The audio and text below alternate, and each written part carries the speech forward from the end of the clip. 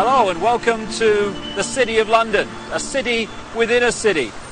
People think about London as the great metropolis that we all know, but within it is something called the City of London. It goes back many, many hundreds of years, and it's the epicenter of the global financial system, if the truth be told. It's more than that, however. It is the center of a global web of secret societies that control the planet today. And they come from a series of interbreeding bloodlines which you can trace back to the ancient Middle and Near East thousands and thousands of years ago.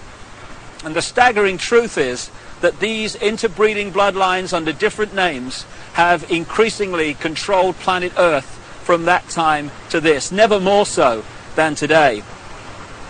In the next few hours on this video, you're going to be introduced, if you've not already read the book, my book, The Biggest Secret, to some staggering, stunning, and I'm the first to say, bizarre information. The basis of the video is an interview with a lady called Arizona Wilder, who was brought up and mind-controlled from almost the time that she was born to eventually, as she did, conduct satanic rituals at the highest level of the satanic ritual network, involving some of the most famous people on the planet. But we'll get into that as we go along. It is bizarre, and that's not even the most bizarre aspect of this story, which I'll come to as we progress. But the bizarre just happens to be true.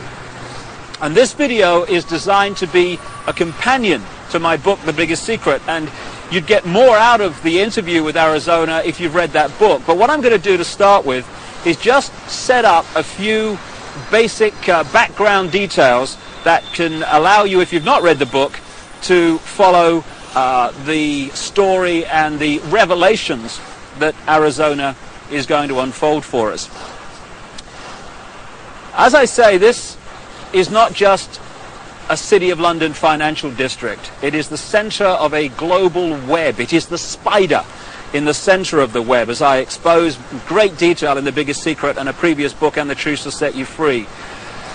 And what the basis of that shows is that all these apparently different companies, banks, insurance companies, political parties, actually at the top of their pyramids interlock and are controlled by the same few people. About 13 families run the world, and offshoots of these bloodlines under different names. Just give you an example and a little guided tour of where we actually are, because that's a good example of what I'm talking about. Behind me is the Bank of England.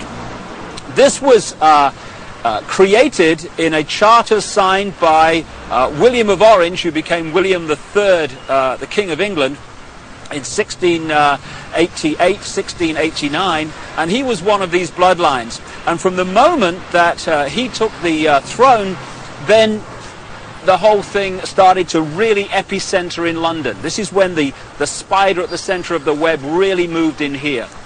So we've got the Bank of England behind me, which was created thanks to William of Orange and the people that controlled him, because these guys are just puppets, of course. Over there we've got the NatWest building. It's one of the big clearing banks in England. If you just come around this statue, which I'll come to in a second, behind me there is the Mansion House. That's the centre of government in the City of London, this city within a city. And at the top you'll see the red cross on the white background, the flag. It's the flag of England, and that symbol goes back right into the ancient world. It was the ancient sun symbol of the Phoenicians back in the ancient Middle and Near East, and the Phoenicians had a number of deities. One of them was called Barati, the female. One was called Barat, the male. Barati and Barat became Britannia and Britain because the British culture was brought here by the Phoenicians about 3000 BC and after. And also they had deities, the Phoenicians, called St. George of Cappadocia, who killed the dragon. That became St. George of England, and that's, of course, the flag of St. George, the red cross on the white background today. Also, the Christian deity called St. Michael was an ancient Phoenician deity long before Christianity.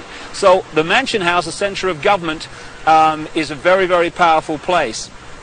We go around here, we've got the Royal and Son Alliance Insurance Company. The banks and the insurance companies interlock, and as a result of the fantastic amount of wealth that they can move around the financial markets every day, these interlocking organizations control the world financial system. If a stock market goes down and crashes, it's because it's meant to crash. And not everyone loses, you know, when that happens. If you know it's going to crash, you sell your stock, it crashes, you buy it back at a lower price, you then push it back up again and buy other stock at the same time at a few cents on the dollar or whatever. And that means that a financial crash can actually lead, if you know it's coming because you're creating it, to an amazing expansion of your holdings and your wealth. Over there we've got the Lloyds Bank building. That's another one of the big clearing banks which all interlock and are controlled by the same people. And then there we have the Royal Guardian Exchange building, another major insurance company which, like I say, interlock with all the others. And then we come back to the Bank of England. Now, this financial centre, along with places like Wall Street, where the bloodline families interlock again, the same people run America as run Britain, as run Germany, etc. They have funded many, many times both sides in wars. And ironically and sickeningly, behind me, opposite the Bank of England, in the centre of this square, is a memorial to those who died in the 2 world wars. Let's just go and have a look at that. What happens in terms of creating wars is a technique, a mind manipulation technique that I've called in my books problem, reaction, solution. And it works like this. If you want to introduce something, say centralization of power through the United Nations, centralization of power militarily with NATO, the North Atlantic Treaty Organization, the biggest military organization in the world that's expanding all the time. If you want to centralize power into fewer and fewer hands, if you did that openly and said this is what we want to do, there'd be a reaction against that. People would say, hey, this is a fascist state you want to create. We're not having this. But through this technique of problem, reaction, solution, you can actually manipulate people to demand you do what you want to do anyway. So it works like this. First of all, you create the problem, but you get someone else to be blamed for it. You then report that problem through the media in the way you want it reported, because the media is owned by the same people that own the banks and etc. You get the public to react to your problem by saying something must be done, this can't go on, what are they going to do about it? And at that point, they, who have covertly created the problem and blame someone else, who've gleaned that reaction of do something, then offer the solution to the problems they have created. So if you take the world wars, after the First World War, in which the financial centres of London and Wall Street, etc., funded all sides, power on this planet was in fewer hands than ever before. After the Second World War, it was even fewer hands on the wheels of power. And as a result of the Second World War, we had the creation of the United Nations, we had the creation of NATO, and we had this great centralization of global power. Problem, reaction, solution. This is a wonderful example. Here you've got this memorial in the center of this edifice of global power, and it says, to the immortal honor of the officers, non-commissioned officers and men of London who served their king and empire in the Great War, 1914 to 1919, this memorial is dedicated in proud and grateful recognition by the City and County of London. I'm sure it is, because as a result of the sacrifice they made, power in the world came into fewer and fewer hands, not least into this area I'm talking in now, and also made a fortune, because not only does it create problem, reaction, solution, when you lend money to both sides, they then have to pay you back that money plus interest. when both sides have devastated each other's countries, they borrow more money from you so that they can rebuild their shattered countries. Therefore, power equals control of money in the world as it is today, and the control of money comes through debt, and wars create massive amounts of debt, therefore massive amounts of control. It says here, their name liveth forevermore. Total bullshit. People who are manipulated to fight wars are merely pawns in a game they don't understand. At the bottom here, it talks about the memory of those who died in the Second World War, 1939 and 1945. How ironic and how sick that that war was manipulated and funded to a large extent from this building here, the Bank of England. The governor of the Bank of England at that time was a guy called Montague Norman, a very, very close friend of Hitler's banker, and it was the Bank of England, Wall Street, and the transnational corporations which had German subsidiaries, not least the Rockefeller Standard Oil in America. Rockefeller's another one of these bloodline families, along with the Rothschilds and others. It was those companies and banks that funded Hitler and allowed him to build a war machine that cost literally millions of lives. And before we move on and expand this story, on the other side of this square is another very appropriate statue. It's of the Duke of Wellington. The Duke of Wellington fought the Battle of Waterloo against Napoleon. And this is a wonderful example again of the way the financial markets are manipulated to this day. What happened was that the House of Rothschild was funding Wellington and also funding Napoleon. And what they did was they arranged, because communications weren't anything like they are today, of course, back then. What they did, they made sure that they knew the outcome of the war, or the Battle of Waterloo, before anyone else in this area of London did. So they found that Wellington, the Duke here, another bloody puppet, they haven't got the strings on the statue unfortunately, so it's not accurate, they realized that Wellington had won the Battle of Waterloo. What they did, however, was put the rumor out in this area that Napoleon had won the Battle of Waterloo. As a result, there was a panic, stocks fell, there was a crash. What were the Rothschilds doing quietly, secretly? They were buying up all the stock they could at those crashed prices. And then along came the real story. Wellington had won the Battle of Waterloo. As a result, the panic was over, all those stocks rose in price, and the Rothschilds were not only fantastically richer, they owned vast amounts more of the economy of this country and in a much wider area of Europe. So the manipulation of the financial markets, that's just an example from the last century, is very much going on to this day. And it's manipulating your life, what your money will buy, and indeed if you have any money at all. And I'll just finish at this location by focusing yet again on the Mansion House. Arizona Wilder, the subject of this video, conducted satanic ritual at the highest level, and we'll come to that in detail. You'll see that in the interview. But it's very much part of these bloodlines that have increasingly controlled the planet over the last few thousand years. When you follow them through from the ancient Near and Middle East up into Europe, where they became the European aristocracy and the royal families of Europe, or royal family if the truth be told, because they're just the same bloodlines under different names, over to America and into the modern world, one thing follows again and again: human sacrifice, satanic ritual, blood drinking, and all this stuff. And I've talked to a number of people who have seen these rituals in the City of London, who have been subjected to some of them.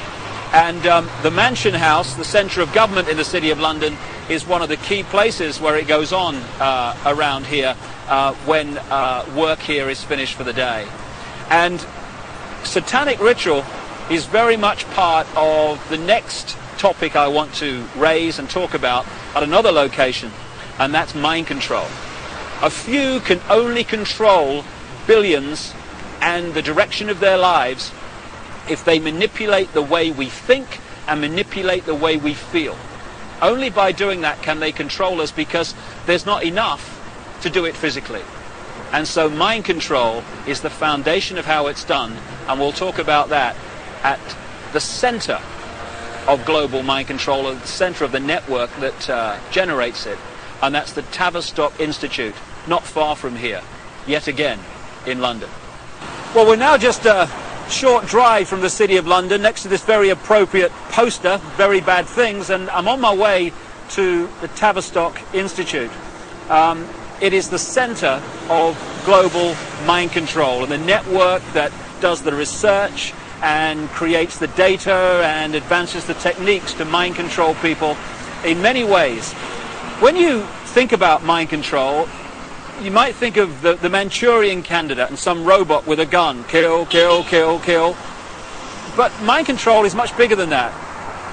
If you take the definition of mind control to be manipulating the way people think and therefore behave, then the question is not how many people are mind controlled in the world, it's how few are not. Because every time you read a news story which is slanted to get you to see the world, a person or an event in a certain way, and you accept that slant and take it as truth, you're being mind controlled. Every time you see an advertisement and it persuades you to buy something you don't really need, you're being mind controlled. So all these different techniques are used all the time to get us to think and behave the way this few, this clique, this elite want us to.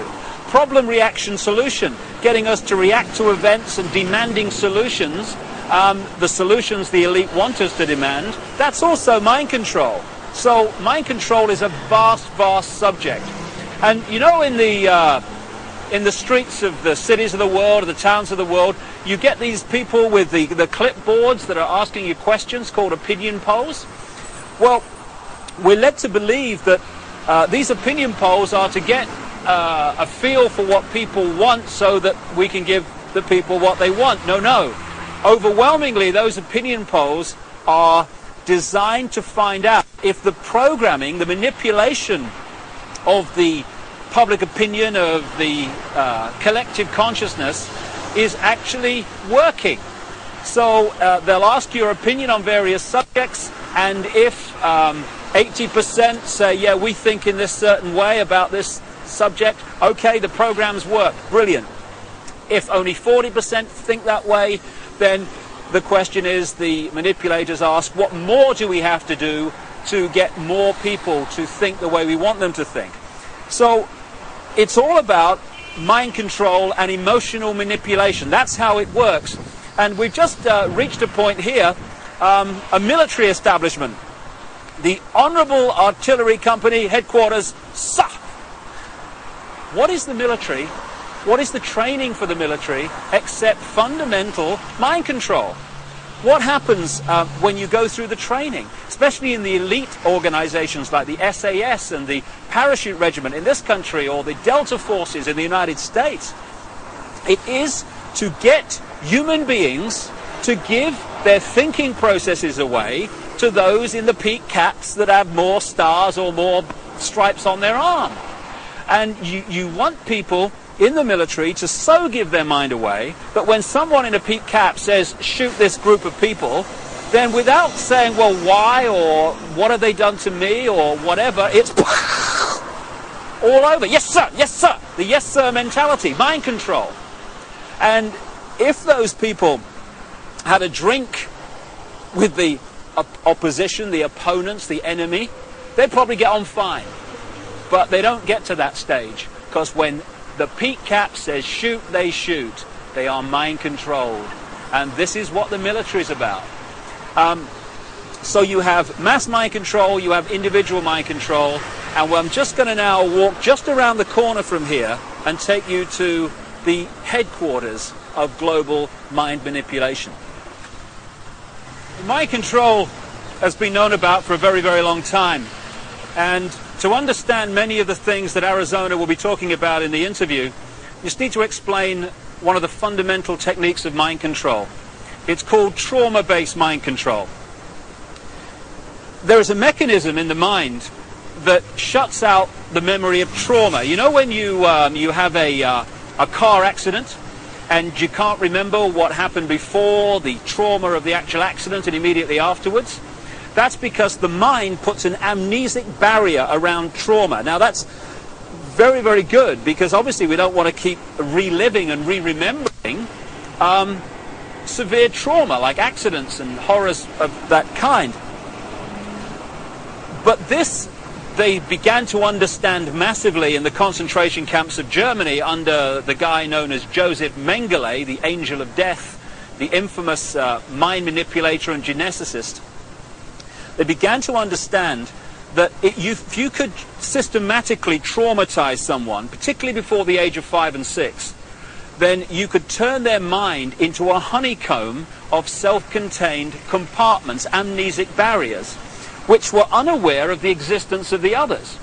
And if through hypnotic keys, triggers, words, signs, whatever, you could pull one of these amnesic barriers to the front to become the conscious level, that could experience something or be programmed to do something robotically, and then that compartment could be pushed back in the mind and another one pulled forward.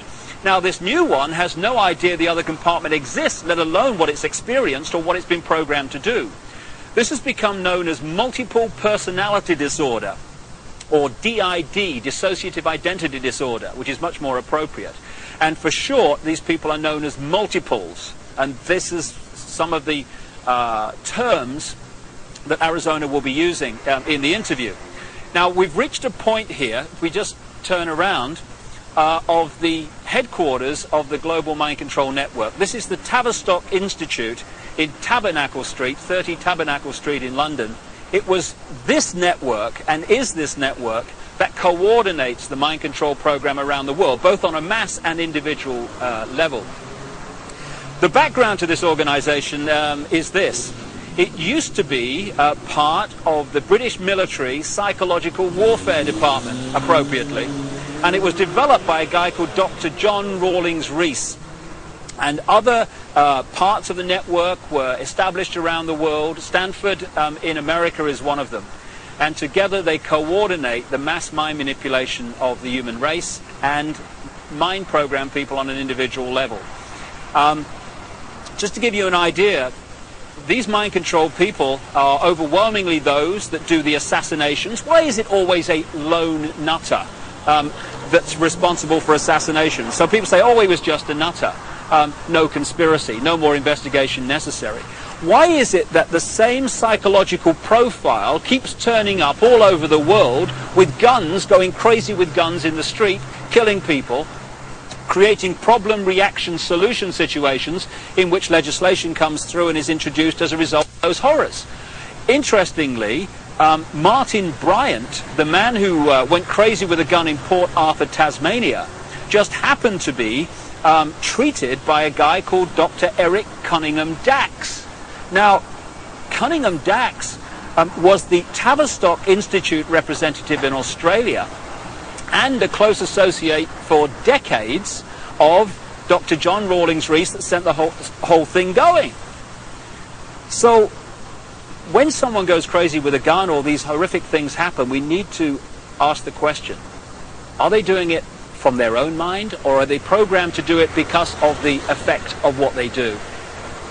Now, Arizona Wilder was brought up from birth in these mind control programs, and her programmer was Joseph Mengele, the angel of death.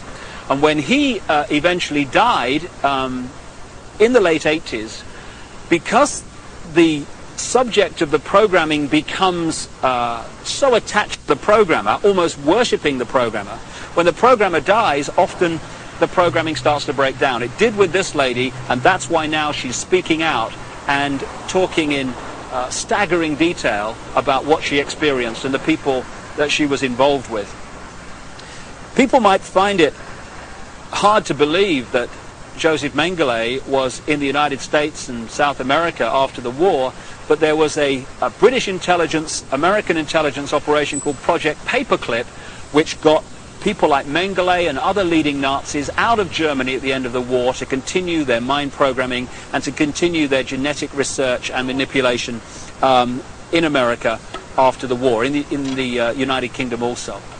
So this is some important background to this Arizona Wilder interview, but it's not even the biggest secret. The biggest secret is even more bizarre than that.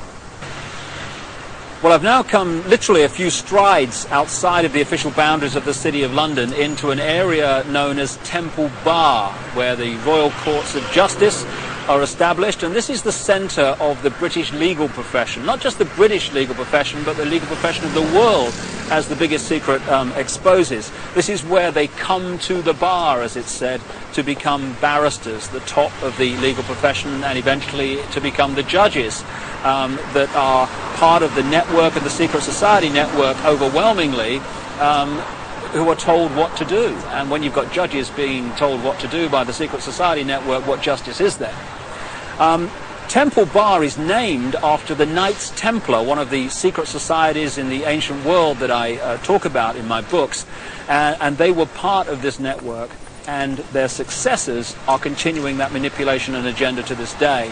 Now, I'm standing across the road from the Royal Courts of Justice here, outside something called the Outer Temple. This is one of the major secret societies that manipulate and control the legal profession and the workings of so-called justice in Britain, and indeed, like I say, further afield.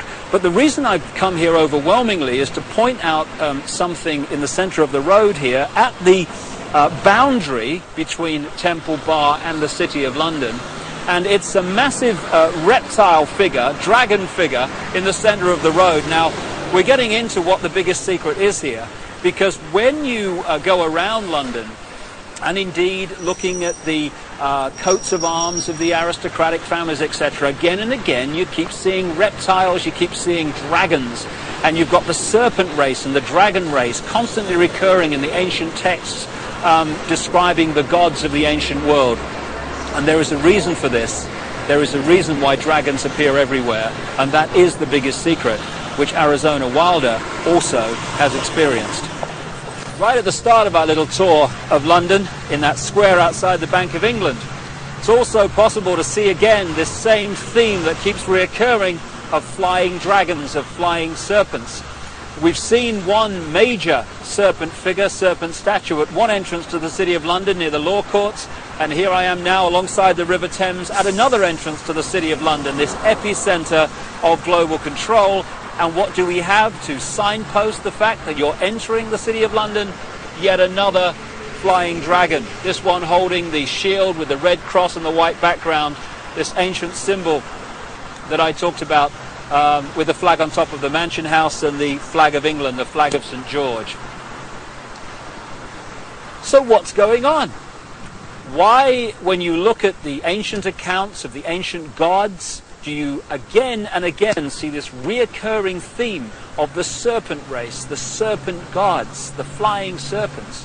Why, in my research for the biggest secret, have I come across a stream of people from different walks of life all over the world who have told me the same thing, that they have seen, to their astonishment and amazement, they've seen key people in positions of power just demanifest from being a human physical form and become before their eyes a reptilian figure. When you look at the ancient gods of the Indus Valley, they talk about the Nagas, the gods who, wait for it, had the ability to manifest as human or manifest as reptiles. This is absolutely vital to understanding parts of the Arizona interview, because she has experienced exactly this. And the background to what's happening is quite simple.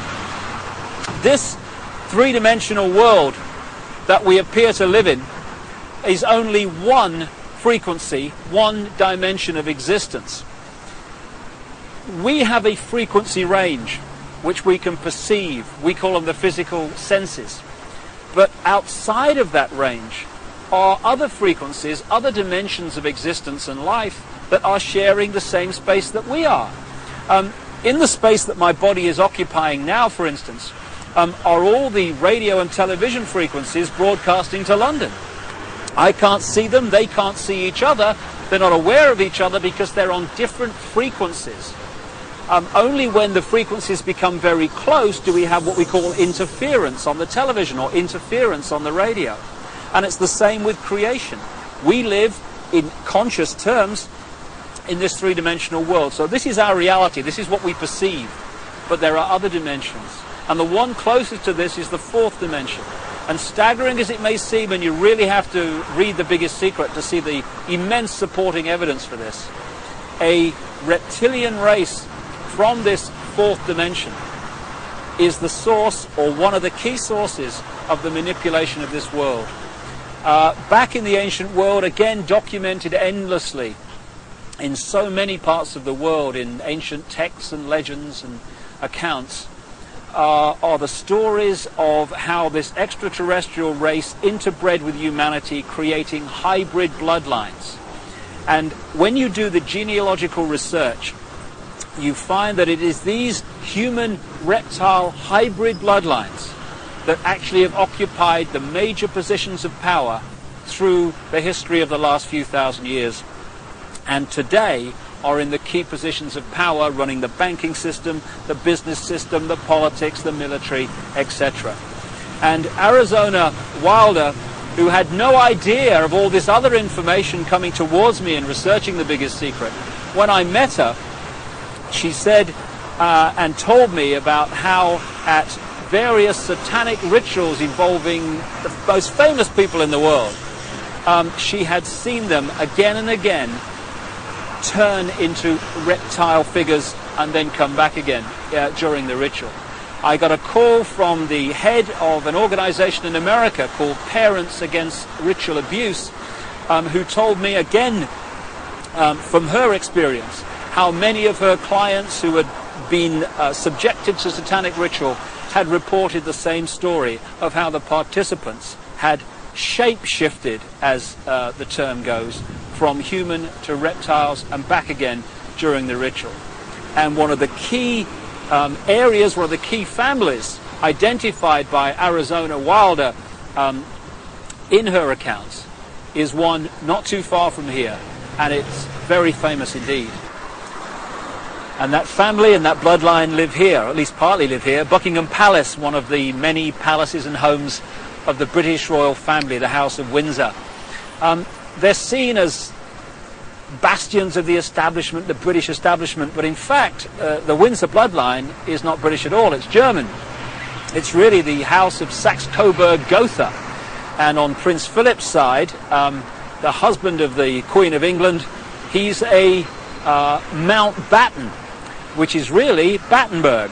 Again, another German line. In 1917 they changed the name from Battenberg to Mountbatten, from the House of Saxe-Coburg to Windsor, because at that time, you may recall, the German nation and the British nation were knocking hell out of each other in the trenches of northern France. And it was good PR from the British royal family's point of view to just change their name to sound more English. And this is just the farce and the facade behind so much, or behind which so much goes on. However, most people, if not almost everyone on the planet, would find the fact that the House of Windsor are one of these reptilian-human hybrid lines that shape-shift between human and reptilian form to be utterly, devastatingly ludicrous and unbelievable. I understand that, but the truth, the real truth, often is.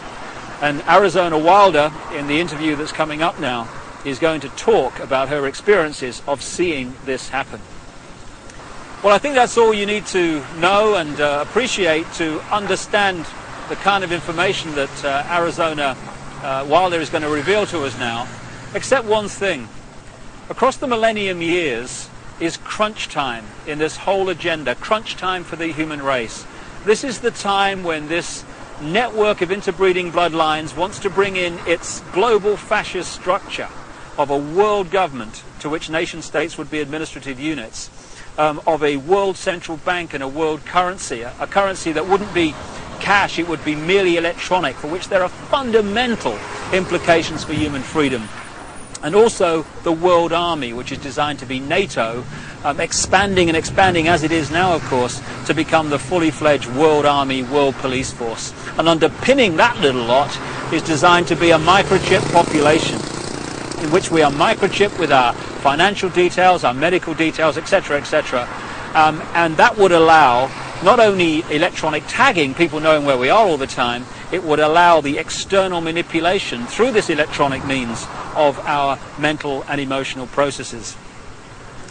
This will happen unless the human race wakes up and wakes up fast. And to do that, we need to understand what's really going on.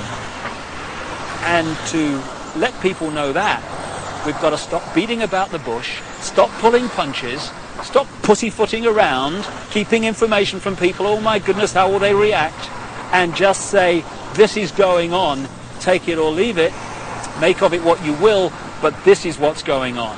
And some of the information you're going to hear now is quite horrific, but if we don't know about it, what can we do to stop it and to change it? I spoke to Arizona Wilder in Los Angeles, and this is what she had to say. Well, Arizona, can we start at the beginning, and can you tell us the story of what's happened in your life from the very start? Okay, what I can tell you is that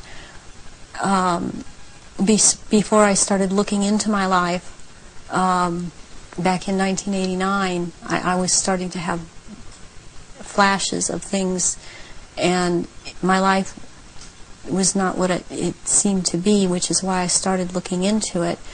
And what I found out was that I had a lot of missing time, and a whole lot of missing time, as to what had occurred in my life. And when I started looking into what had happened in my life, it was the only way that at the time that I knew, was to start going to see a therapist. Within a year, I was talking about memories of being sexually abused by my father, which was part of what was supposed to happen. And I was starting to talk about mind control issues, and I was talking about ritual abuse issues at the time, and I didn't have the whole thing put together. It's taken me years, all these years, it's taken approximately almost 10 years to put this together, what has happened to me. And in the process, I have lost everything that I ever had in my life, and anything I held dear in my life. I was bred for this role that I fulfill, and it was planned from before my birth, and it was because of the bloodline of my mother's family, which comes down through Ireland, but before that it began in France. It was through the Marquis de Stack, which he came to Ireland and changed the name to Stack, and then I was chosen, and the birth was planned. My parents were forced to move down to this area for the reason that the High Council is down here, which is, there are 6 councils of 13 in this country, and the High Council is down here. We're talking the United States? The United States, yes. And so from the time that I was a baby, I was being abused and traumatized, and on purpose, for the mind control that they need someone to go through to do whatever they say, to be as just a puppet in that they can control every move. And you don't remember, I didn't remember a lot of things, because I have as a result of all of this mind control, split off many parts that all hold memories, hold feelings, hold programs, hold information, and I've been working very hard to pull all of that up. And it's been a long, slow process for me, because there don't seem to be a lot of people in the field that I only felt was the only way I could go was psychiatric and psychological. They don't seem to know what is really going on, and I believe that a lot of them are afraid of being sued should they suggest something, and so they cannot lead or suggest. And it's been a process of me having to trigger myself to remember, and be around people that can help me with that can't really be touched by the False Memory Syndrome Foundation. So what happened? You say you were abused as a child as part of this compartmentalizing of your mind. What went on after that, as you got older? Well, they start with wanting to make you an obedient slave at first, and so they do a lot of sensory deprivation, they do a lot of sensory overload, and they switch between the two, and they do out-and-out torture. They take a small child and they electroshock. In my case, it was electroshock to the brain, and they would take away my chance to sleep. They kept me awake for many hours at night, would not let me sleep. And I was also told things, as this was before the age of 5, I was told things such as, they would make me drink water, and they would say, if you pass urine, you're going to have to drink it. And they would make me drink it. And if you have bowel movement, you're going to have to eat the feces, which is also what happened to me. And then they would play, there was a programmer that was programming me, a very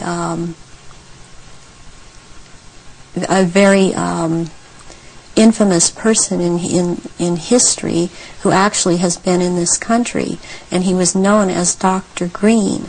Who he actually was Dr. Mengele, Joseph Mengele, from the concentration camps in Germany, and he stayed a lot at China Lake Naval Weapons Station out here in Southern California, in the desert area.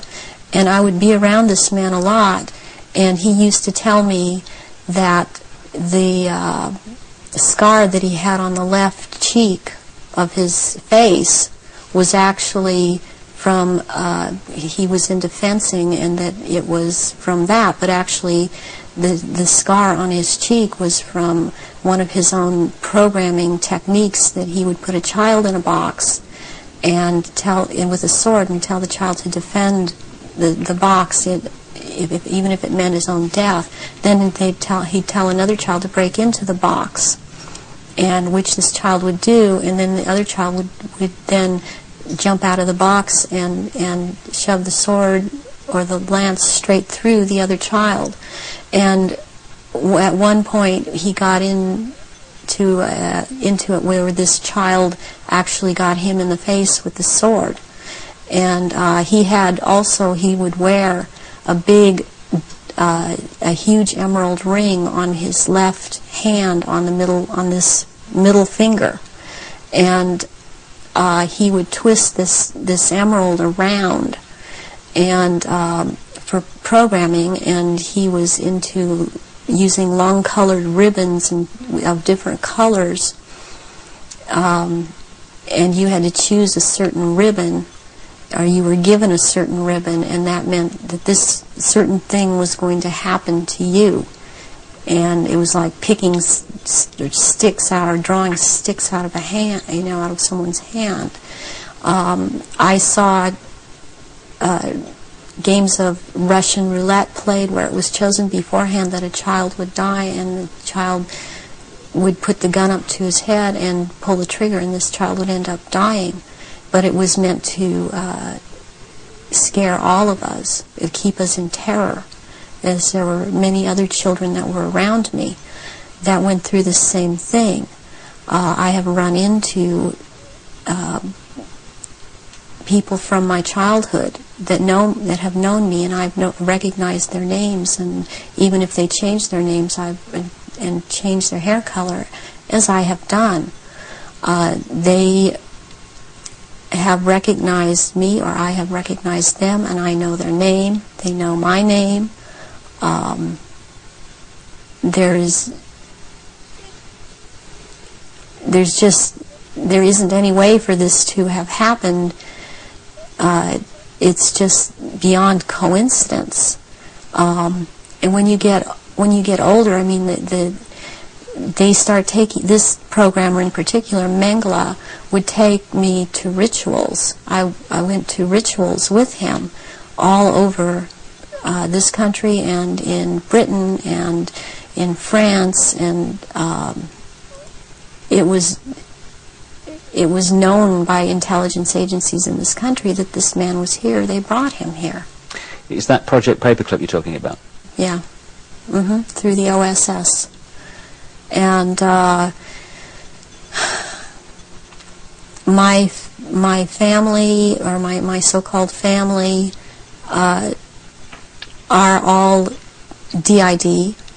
They have not. They are very well programmed, and they have not sought help. They have not gone in, tried to figure out what's happened. They believe they've had this certain kind of life that they've had, and as far as they are concerned, I am crazy. And they have much different memories of what I have, and I was always told certain things by my parents that my sisters were never told. And biologically, I have to add at this point that my mother is my mother. I am not biologically related to my father. And this has to do with the bloodlines, and his was considered impure. And this is all about purity of the bloodline. And that is why I am involved in this. There are people that are involved in this that it is not so much because of bloodline, but they have the ability to dissociate and be used as slaves by these people. You say that you come from a certain bloodline, and there is this obsession with bloodlines that this Brotherhood Illuminati have. Why is that? Because what first started coming out was about the Aryans, and the purity of the blood. And what it's all about is that the blood, and the menstrual blood, contains something that is important for the propagation of this race that is controlling things on this planet. And these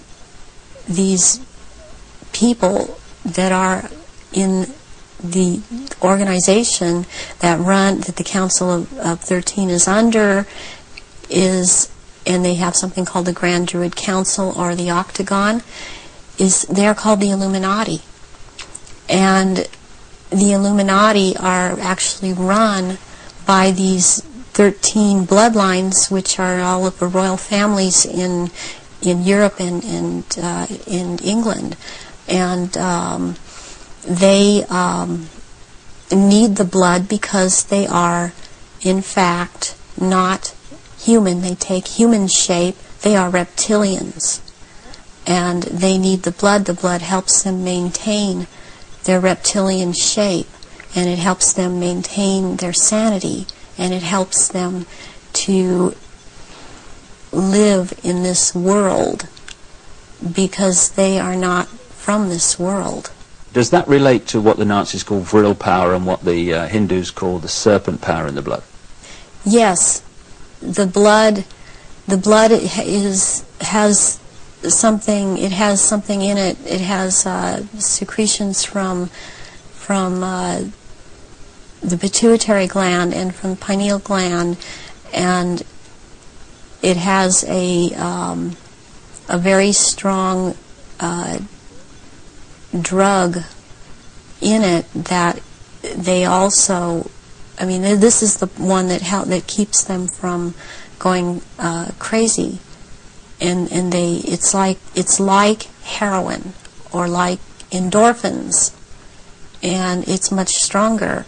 But what they need is, for it to be secreted in the blood, is they need terrorization of their victims before they are killed for their blood, or if a young woman is beginning to menstruate, they need the menstrual blood, and they have to terrorize them to get this to come out in the blood and be secreted in the blood.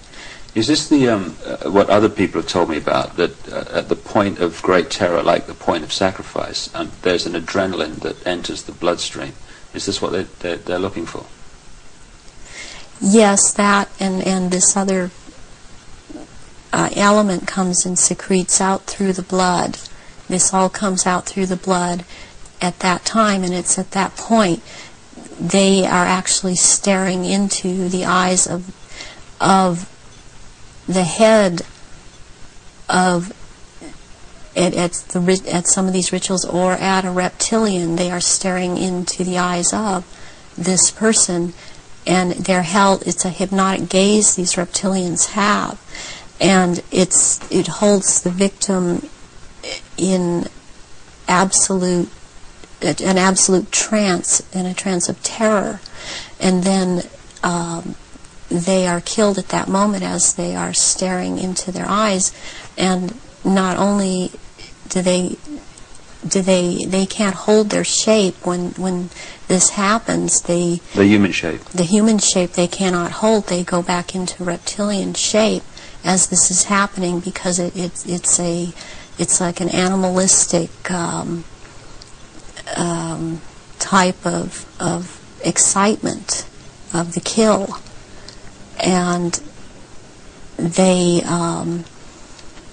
oftentimes they will just rip into the victim and eviscerate them and start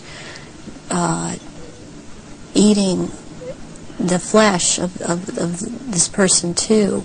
And the fat from the intestinal area is highly valued, as they use it on their skin. And they will drink the blood, and the blood is highly sought after, and it goes according also to rank within these creatures, as to who gets what when. And their sacrifices have increased in the last, it started increasing in the early 80s. The amount that they were doing is increased. And they use a lot of druidic holidays to do this, but they have other days too. They've mixed all of these satanic and what are called satanic holidays and druidic holidays, and in order to have these rituals, which ritual seems to be important to them. But they also use it in order to drink this blood, but they seem to need more. Have you any idea why it's increased since the 80s? So there are changes going on in the earth. It seems they're not able to hold their shape like they once were able to, and people see them shapeshift more and more, and they need the blood to try and maintain it, to try and maintain their human form. I believe there's a time coming that because of what I've been told, when they are not going to bother having to hold that human shape at as they had to before. And they want that time to come. It's almost upon us. So when you're talking about the fact that the veil is lifting on these reptilians so that people can see them far more easily and far more often, does this relate in any way to the fact that there is this desire to bring in this rigid structure, including microchipping and many other things, across the year 2000, which has become known as the New World Order?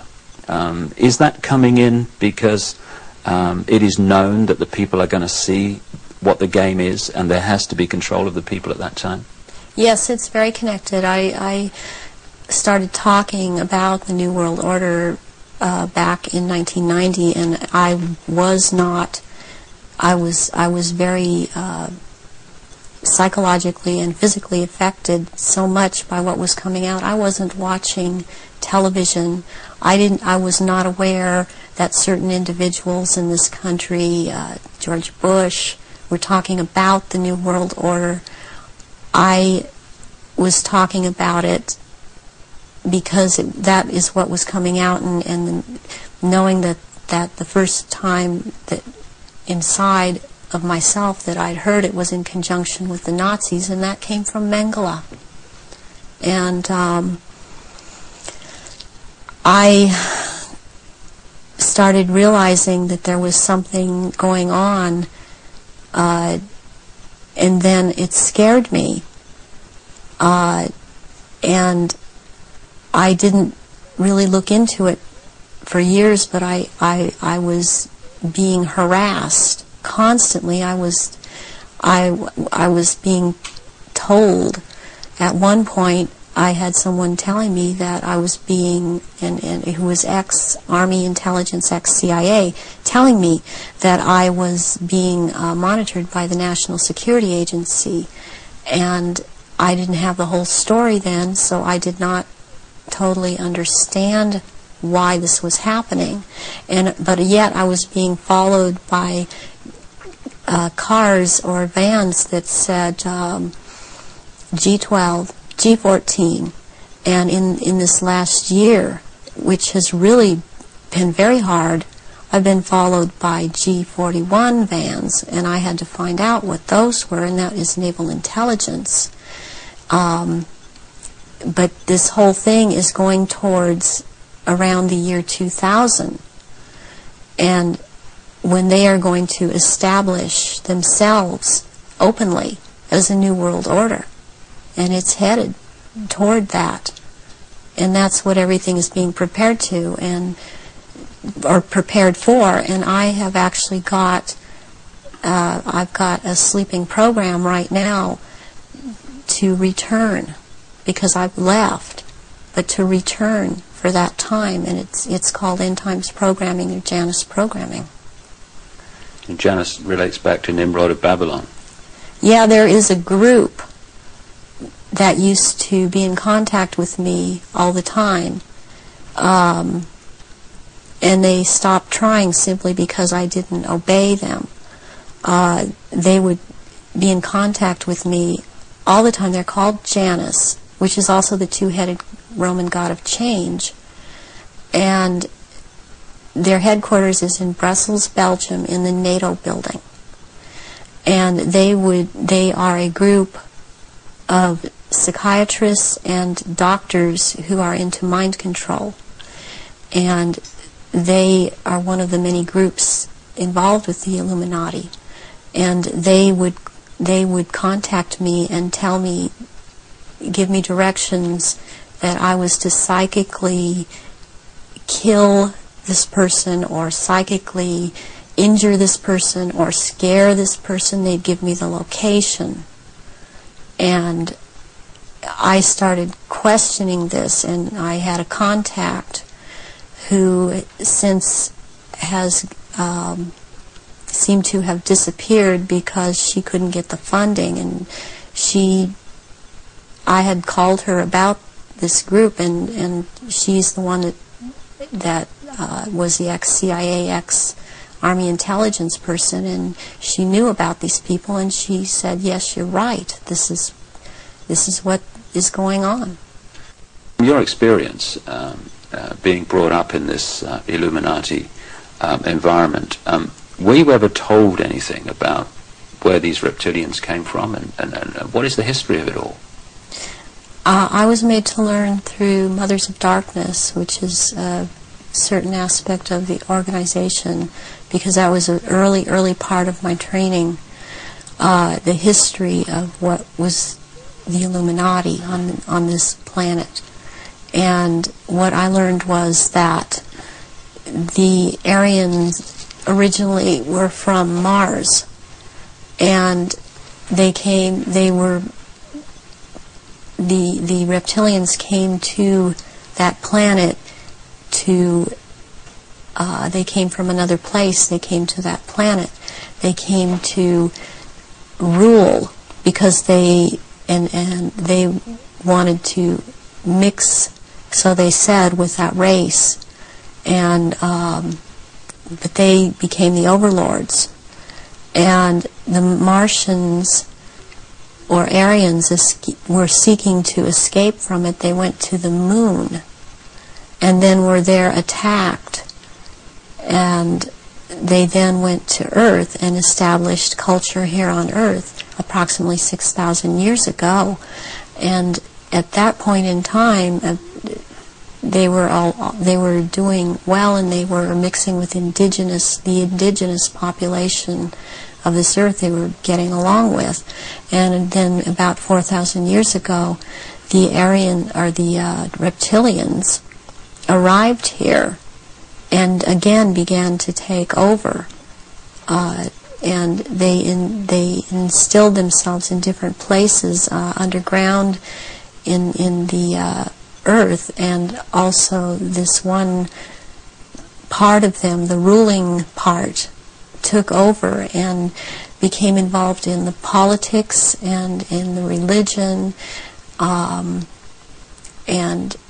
started controlling through these means at that point in time, and using the gods and deities that were believed in on this planet, started infiltrating into that and becoming that, and things started, blood rituals started happening, and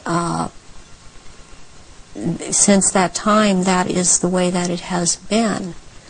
And presently, they claim to come from a Merovingian bloodline. They are all of there are 13 bloodlines in Europe that all of what are called royalty are developed from or come from, and they include the Aryans in this. And there's been a big push in this century. For example, when Nazis came into power, the fascists, talking about the purity of being pure and staying, the Aryan bloodline staying pure, and what it actually is all about is keeping the blue-eyed, blonde or light red-haired people, the bloodline's pure, because it is more powerful. And what is in that blood for these reptilians is more powerful, and they need that. And when you start mixing it with people that were indigenous to this earth, then it is not as powerful. It has nothing to do with someone, skin color or nationality. It has to do with keeping the bloodline pure for their use. So blonde-haired, blue-eyed people are the purest from the reptilians' point of view, and that they want to keep that bloodline pure because of how they need to use it. Yes. When I realized that it had to do with blonde hair and blue eyes, I could not do anything about my eyes, and I am not able to wear contacts, or I would have brown eyes. But one thing I did do was cut my hair off, because that was part of the rank I was. My hair was down to my knees, and I colored my hair darker. And there were times after I did cut it off, they had gotten to me, and so the hair would be light red. But that is being in compliance with them. And I did not want to be in compliance to them. I want to expose them, and this is part of it.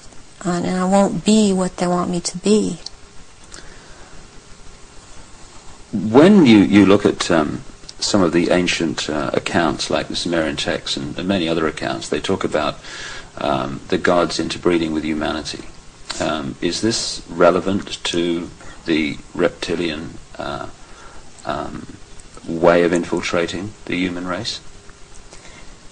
Yes, it is, because human beings all through the ages have accepted gods interbreeding or being accepted as humans, and that shows in Christianity, it shows in Judaism. It also, they have used Egyptology, or the Egyptian religions, a lot, and the present head of the Illuminati compares himself a lot with the Egyptian god Osiris and Horus, which is Osiris reborn, and also with the Arthurian legends of the Round Table. And he has a name, the name that he carries from that is Pindar, which actually means phallus of the dragon. And the other name, Osiris, he has carried because he takes the name at this time, the Marquis de Libero, which means the liberator of or from the waters. And the story of Osiris is that he was cut into 14 pieces and thrown into the River Nile, and the one piece, Isis found the pieces and put them back together again, and she could not find the 15th piece, which happened to be the phallus, so a gold phallus was made. And this is very important in this group in the Illuminati. This is important, and it's important to think that about the head of the Illuminati, because what comes from a golden phallus would be a superior seed for a race, and this is how this is what they are doing with all of these bloodlines to keep the bloodlines going, are impregnating Aryan people of Aryan blood that hold high stations with them, impregnating them with this seed of Pindar. And therefore it's important to keep this history in mind and the names in mind that he is going by at this time. So would it be correct to say that the reptilians came to this planet because the Aryan Martians came to this planet, and had the Aryan Martians gone somewhere else, they'd have followed them there? They would have pursued them all over the universe, yes. Can we now go into some specifics about your own experiences? What were you brought up to do? You say that you were identified as a bloodline before you were born. What was the role that you were brought through to play? The role that I was brought through to play was, as in the Illuminati, was as a goddess. Specifically, the address is Mother Goddess, Starfire. And the Starfire goes back to the blood in the menstrual blood, what is contained in that. And the address, the way that I was addressed, was Mother Goddess. There are only 3 Mother Goddesses. There can only be 3 at a time on this planet, and there is a male equivalent of which there can be only 3 of them.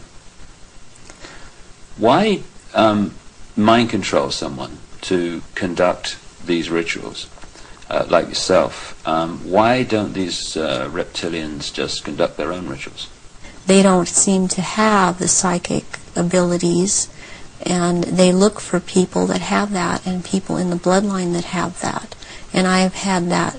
I've had a tremendous amount of psychic ability, and so I was picked and bred from before birth, and this is also something that other survivors that have been in high positions have known about me and told me. What's the connection then between you having psychic abilities, those being recognized from the start, and you being brought through to conduct their major rituals? Well, it's kind of twofold.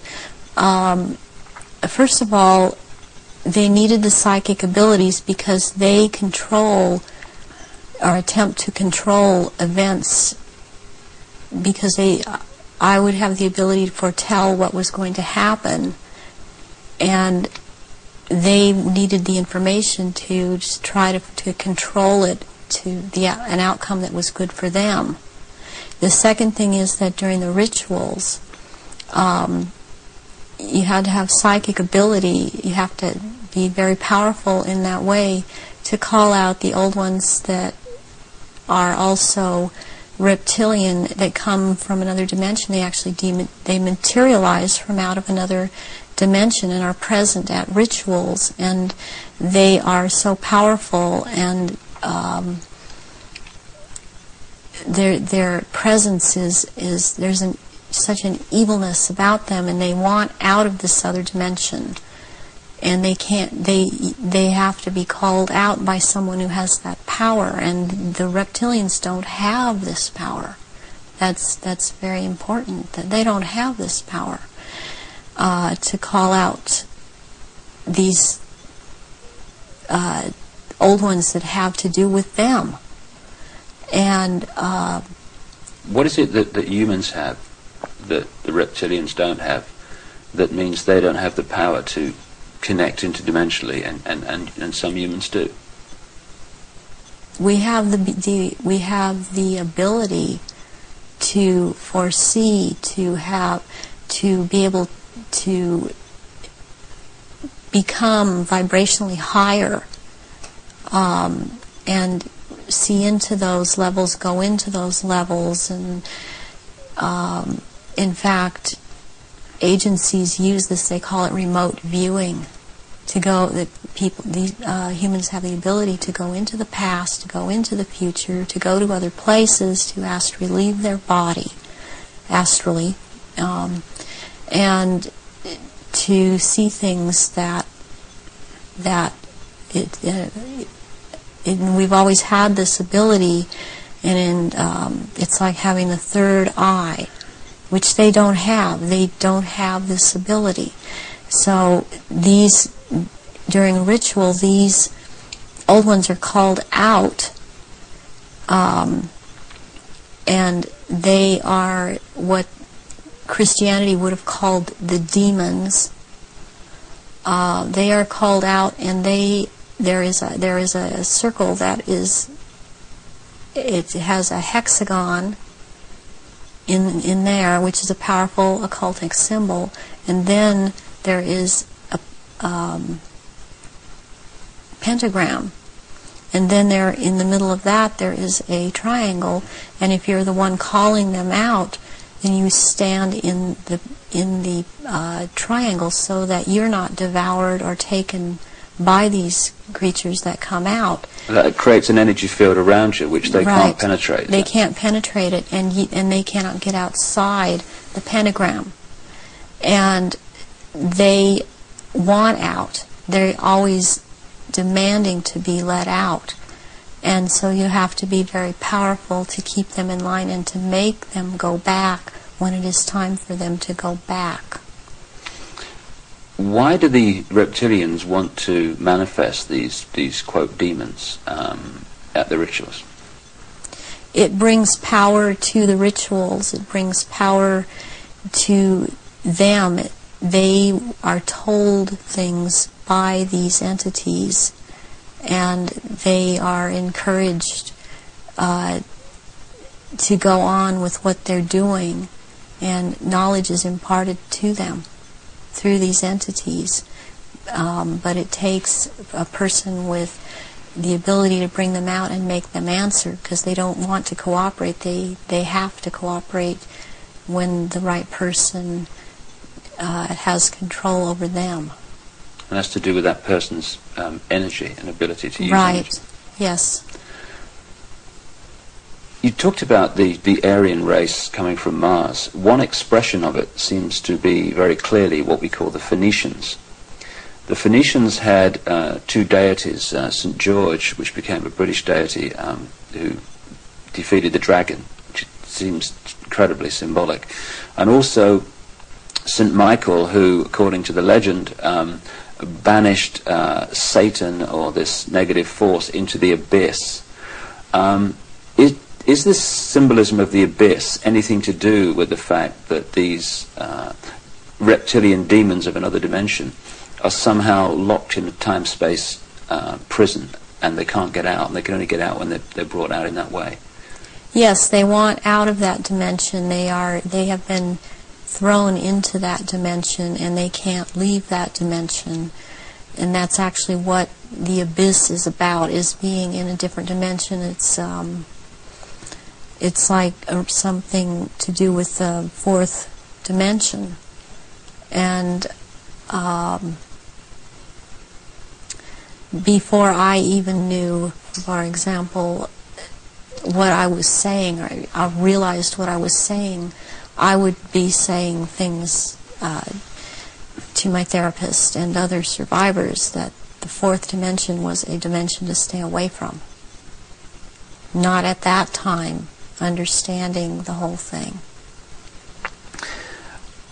Why do these rituals take place at certain key times of the year, and so often are related to the phases of the moon? Because the moon has an influence on this planet, and also the sun. These also take place during different things that go on with the sun, but the moon it's kind of a really very cyclical thing with the moon. It takes place on full moons, new moons. It has to do with the current religion, or what they're using, the Druid religion that they've taken and used. They still hold on to the Egyptology type of religion. They hold on to the Druidism, though, and they're currently calling themselves Druidic or Druid.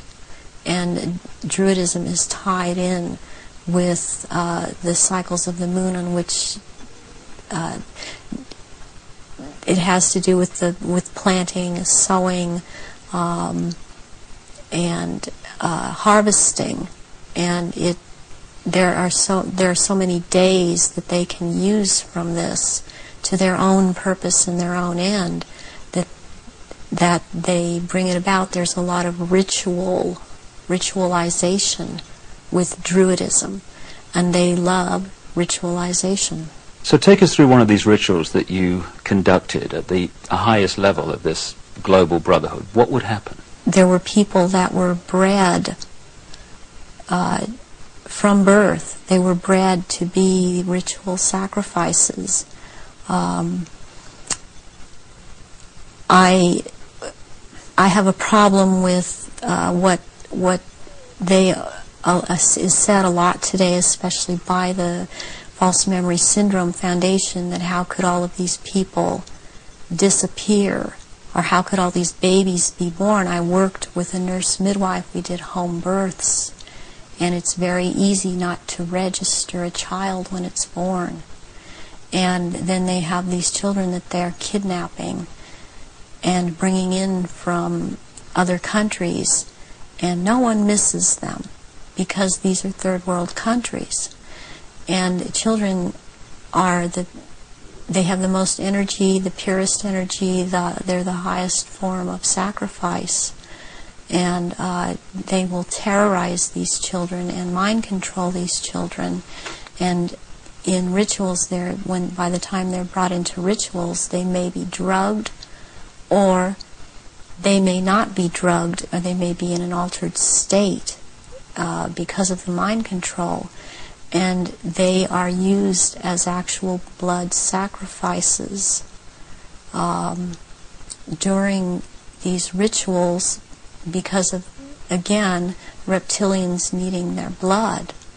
And they will take various organs from the sacrifices depending on what date the ritual may, what the ritual may be associated with on that date. But they will also slit the throat from the left ear to the right ear, and the blood will be gathered in a goblet, and it will be dispersed among the reptilians, and dispersed among, also after that, among people that have been participating in these rituals and seem to have it, even though they seem to be dissociated. Mostly these people seem to be cognizant of what they are doing. Are these rituals rare? I mean, how many are there that, say, go on a year? I mean, we talking hundreds or thousands? There are things happening every month of the year. There is not a month in this 12-month system that something is not happening. And it's more than one. I mean, it's every full moon. It's, and the very important rituals are the summer solstice and the winter solstice, and then there is the vernal equinox and the fall equinox. And there is Soin, and there is Beltane, there is Imbolc in February, there is Lughnasadh, which is in the beginning of August. There's a whole week leading up to Beltane, and also leading up to Soin, that's called Grand Climax. So May the 1st is Beltane. May the 1st is Beltane.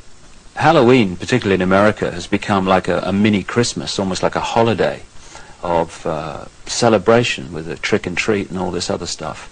But what actually happens outside the public arena that night of Halloween and into November the 1st?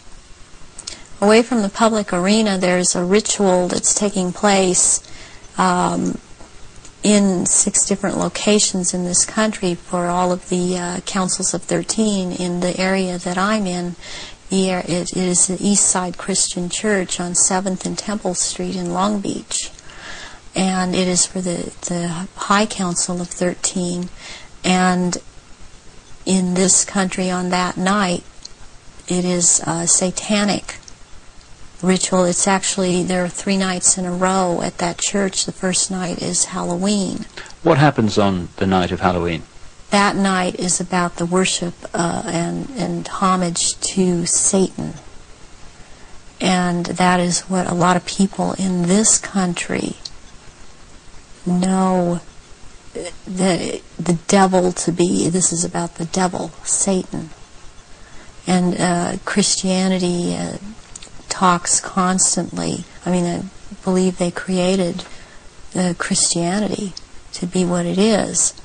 And so they also have created this Satan.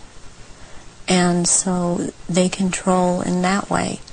And on that night there's a lot of bloodshed, and there are sacrifices made to Satan. There is a person who plays the part of this in this High Council that has to do with this High Council. He's not on the High Council, but he has to do with playing the part of Satan. He is a televangelist on TBN. He used to be, he filled in for a little while as a lead singer on Iron Butterfly many years ago, and he has long blonde hair. What's his name? At this point, I don't recall his name, and it just, I recognize his face. I saw it recently on TBN, And then this is his cover, or he is DID. And he plays this part, the great deceiver Satan, on that night, on Halloween, at this church. And that is what happens on Halloween. And I mean, what else I must say, what is going on with Halloween in this country? It's just becoming so popular. It is also to desensitize people to the whole thing, and even this backlash Christian movement that wants to call it the Harvest Festival. It does not realize that the Harvest Festival has to do with Druidic religion. And again, they are still doing the same thing and celebrating the Harvest Festival. That's what the Harvest Festival is about. Are many of the so-called Christian rituals, because that's what they are, or festivals or ceremonies, are they actually, to most Christians, unknowing representations of these satanic rituals? Yes, they are. One, for example, Christmas has to do with it's a time, it comes right after the winter solstice, which is a satanic or a Druidic celebration. It has to do, there's a day in there called that day which is not a day. It has to do with the killing of the old king and the birth of the new king, which is a Druidic day. On the 24th or the 25th at midnight, there is a ceremony that's specifically for children, and it's called the last bulb on the tree. Where does that come from? That is something that's used with children. It's part of programming them into the whole thing. And there were things that would happen to the child that hung the last bulb on the tree on Christmas Eve, as it was a common practice to decorate the tree on Christmas Eve, and the tree in itself is a phallic symbol, and it's paganistic. Christmas is based on a pagan day, and back to Roman times, and Christians have given it, they think they have given it Christian meaning, and it means something else, and it does not. But there is the case with the last bulb on the tree that has something to do with what happened to this little girl, JonBenet. JonBenet Ramsey? Yes, JonBenet Ramsey. And this occurred on this night because of the day it has to do with. It comes right after the winter solstice, which is a satanic or a Druidic celebration. It has to do, there's a day in there called that day which is not a day. It has to do with the killing of the old king and the birth of the new king, which is a Druidic day. On the 24th or the 25th at midnight, there is a ceremony that's specifically for children, and it's called the last bulb on the tree. Where does that come from? That is something that's used with children. It's part of programming them into the whole thing. And there were things that would happen to the child that hung the last bulb on the tree on Christmas Eve, as it was a common practice to decorate the tree on Christmas Eve, and the tree in itself is a phallic symbol, and it's paganistic. Christmas is based on a pagan day, and back to Roman times, and Christians have given it, they think they have given it Christian meaning, and it means something else, and it does not. But there is the case with the last bulb on the tree that has something to do with what happened to this little girl, John Benet. John Benet Ramsey. Yes, John Benet Ramsey. And this occurred on this night because of the day it has to do with, and the ceremony that it has to do with. And there were rituals done on that night to these little children. So that is totally tied into it. I have heard that Jean Benet's name is relevant to the rituals. Do you know anything about that? John Bay. John Bay is a satanic deity, or Satan. John Bay is a name for Satan. And that name is just closely tied in, and it's so close, and I don't understand why it hasn't come out, and that I know of, it hasn't been talked about. But that is why she was killed on the day that she was killed, and her family, as far as I'm concerned, her family is involved in this, and that there's always a price to be involved in it. She was the price. This little girl lost her life. Can we talk about some of the famous names that people around the world would know who, in your experience, have taken part in these rituals that you've conducted? You say you've conducted them in Europe and the United States. Can we start with the United States? Yes, I have seen at rituals, I have seen George Bush, I have seen Madeleine Albright, I have seen Henry Kissinger, I have seen Ronald Reagan, and I have also, by the way, seen his wife, Nancy Reagan. I have seen Hillary Clinton before I knew she was Hillary Clinton at the time at these rituals. She is involved. The other people that I have named and are, as I have seen shapeshift into reptilians. I have not seen Hillary Clinton actually shapeshift, but she is involved. I have seen the two sons when they were young, the two sons of George Bush present at these rituals. Are these the sons that have become governors? Yes. One is in Florida and one is in Texas.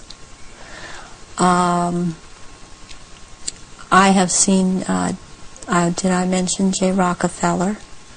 And he shapeshifts. I've seen George Deukmejian and Ronald Reagan again, having been governor in California. There have been people such as Newt Gingrich. I saw, and I didn't know at the time that he was Newt Gingrich. I recognized that he was Newt Gingrich when Clinton came into power, and after he was, Newt Gingrich was then elected Speaker of the House. And I was horrified to realize that this man was also there. All of this has affected me to the point I don't vote. All of these people seem to all be connected to the Illuminati, and I don't feel like being part of having anything to do with them. Presidents like Carter and Ford and Clinton. And, I've seen Ford there. Gerald Ford. Gerald Ford, yes. Are they all reptilian bloodlines? I haven't seen Carter shapeshift. You've seen him at rituals, have you? Yes. Gerald Ford, I have seen shapeshift. And Johnson, also. Lyndon Johnson. Lyndon Johnson.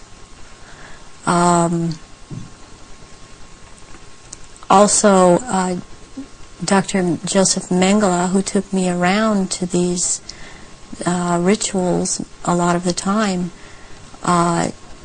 was also a shapeshifter. And there were also people that there are people in the European countries that I've seen shapeshift and be involved. And this it doesn't surprise me any more than it does the people in this country doing it. Is just for some reason more shocking, and it cuts even deeper, because I've seen the Queen Mother there, and I have seen the Queen there. I've seen Princess Margaret there. I've seen Charles there, and they shapeshift. And I have seen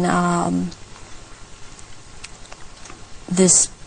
I'm not coming up with his name right now, but he was president in France after de Gaulle. He was there. I've seen him there. I've seen the Rothschilds there. I used to see the Rothschild that lived in England there, but the one that still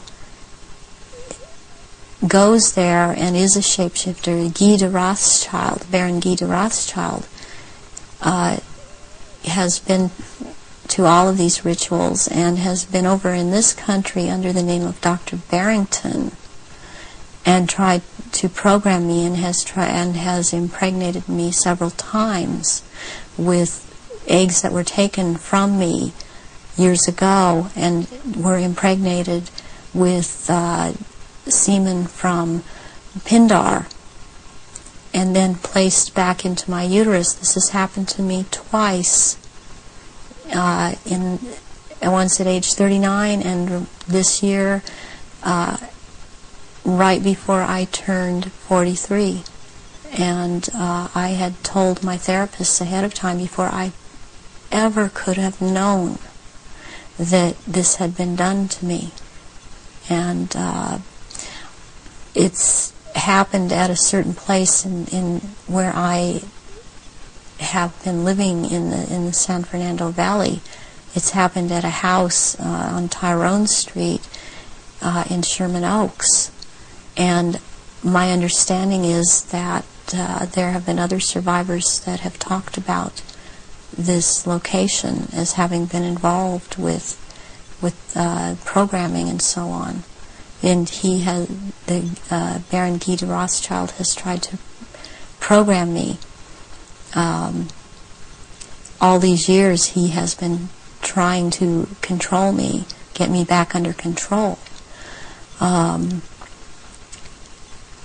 And the Marquis de Libero is someone else that attends all of these functions and is, since he is the one in power, he attends all these functions.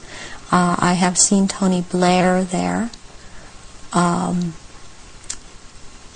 he shapeshifts. I have seen Prince Philip there.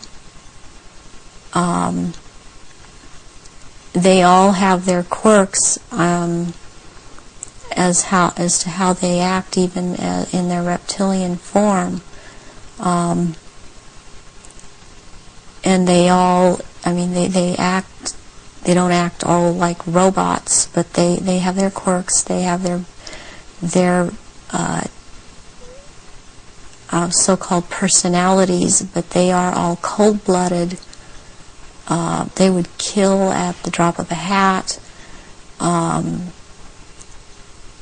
I have even, since I've seen a picture of some people on that are talking about this subject, I've seen them. When I've seen their pictures, I've recognized them. I did a double take a few weeks ago when I saw again someone who's been talking about around this subject, and it seems to be popular right now. Who's that? This man by the last name of Sitchin. I've seen at rituals, and he is a shapeshifter. And I did a double take when I saw the picture of him, because I recognize him. And there's another person that I've seen, this Gardner, Sir Gardner. That Lawrence Gardner? Sir Lawrence Gardner. And he had recently written an article that was out in Nexus magazine. Part of it was about the menstrual blood, and what really triggered me was when he called it Starfire, because that is the name of one of the aspects of the three women who are the dressed mother goddess. That is my name in all of this. So this man I have seen, he has lots of power within this sect, reptilians, and he's someone that you would want to watch out for outside of this too, as is this Sitchin person. What do you remember about Zachariah Sitchin? Zachariah Sitchin was someone in the rituals attending the rituals who was not a major player in as far as the rituals went, but was someone that others present did not make remarks at, or were very careful as to what they said around him. And he was talking about, he would be talking about doing away with people, persons that were in his way, or were putting out information that he didn't feel that he wanted put out. He is very much a disinformer, and that is his job, to disinform about what is going on with the Illuminati and with the reptilians. He actually warned me off from investigating the reptilians, interestingly. Where do the rituals take place that you've been involved in, involving the British royal family? Glamis Castle, Stonehenge, Balmoral Castle. I have reason to believe there's a church, and I think it may be Westminster Abbey, and there is a Mothers of Darkness castle or chateau in Brussels, Belgium. They've been there too. And also in France, the Marquis de Libero Pindar has a castle in the Alsace-Lorraine region of France, and I believe it's in the Alsace region, that he uses, and there are certain rituals done at that castle down in the dungeon part of that castle, and there's an entrance down there to underground places in the earth, and there is a natural formation of rocks that kind of glow green, and they keep menstrual blood in that formation, and this green glowing from these rocks actually turns the blood a darker color, and it's called black blood, and it's used in certain rituals. But there are also, they keep small, there are smaller, less developed little reptilians that are kept down there. They're kind of pets. But one other thing that's also down there, there are eggs. It's like a nest of eggs kept down in that part where it's warm. It's very warm down there into this entrance, and these eggs are kept down there incubating, and they are the reptiles' eggs, and that's where they keep them. What are your memories of conducting the rituals for the royal family? What happened? What were they doing? One thing that sticks out in my mind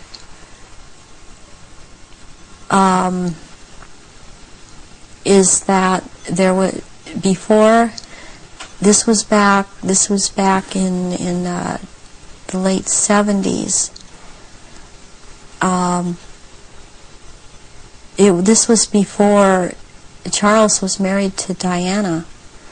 He was involved with Kamala Parker Bowles, and she does not shapeshift, but she became pregnant by Charles, and she produced a baby, and this baby was presented at the ritual and killed, and that is the price, the firstborn between these two, and eventually these two will marry, and that is the price that is to be paid, the sacrifice of the firstborn between a union of these two people.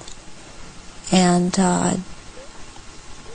I've seen that there. Something else that sticks out in my mind is that it was around the late 80s that I saw a very kind of dark man he was Arabic. It seemed to be Arabic or Egyptian, and I heard the name Fayed being mentioned, and the Queen Mother was there, and I called her the Black Queen, and she and he were talking very seriously and at some length about a subject. They were mentioning Diana, and they were mentioning his son, Dodi. And at the time, I didn't know who Dodi was. I knew who Diana was. I never saw her at any rituals. Where did this conversation take place? This took place at Balmoral Castle. And I heard them talking about a marriage between these two, and I thought at the time, well, she's married to Charles. How can there be a marriage? She's married to Charles. I didn't understand why the Queen Mother and this person that I now know to be Dodi Fayed, because I heard Fayed, Muhammad al-Fayed talking, and I'd seen them together at, I saw them at Balmoral Castle. I overheard the conversation at Balmoral, but I'd seen them also at Mothers of Darkness Chateau in Brussels, and they were talking about a union between Diana and his son Dodi back in the late 80s, and I did not understand at that time, because I understood Diana to be married to Charles. I knew that she was married to Charles, and they had 2 children, and they were about to have another. And the Queen Mother, all I could pick up was that for some reason that there was a malevolence towards Diana. And Diana I had never seen at a ritual. I wondered what she knew about all of this. What have you seen the royal family do, the Queen Mother, and the other people you've seen in the rituals? What have you seen them do? I've seen all of them drink human blood and consume human flesh, and they have their own goblets in which they have blood, and these goblets are encrusted with jewels, and they also have their own daggers, and that the dagger goes into the goblet, and they stir the blood around with it, and it's also a what it is. It's a symbol of the phallus going into the vagina, and when they're doing this, and I've seen them do this, and some of them have even, like the Queen Mother I saw with, she had her own little, it would like almost, it's between a very elaborate ornate chair or a throne kind of thing brought in for her to sit. And because before these rituals actually start, there is a kind of people move around the room and talk, or recognize one another. It's a formal kind of a ritualistic setup, the way they talk and the way they introduce each other. It's like a court. What are they wearing? They're wearing robes. They're not wearing anything underneath the robes, and the robes are very ornate. They all have, the one thing in common they have is they have a red color like blood, and some of them have purple, and they have gold kinds of lines running through them. They have the Merovingian symbol of France, the fleur-de-lis, and there are jewels that are sewn in at certain points on these robes, and they wear these robes, but they don't wear anything underneath the robes, because what is going to happen, what the rituals are all about, they're going to shape-shift, and they can't have anything on under the robes. And there are orgy kind of things that go on at the rituals also.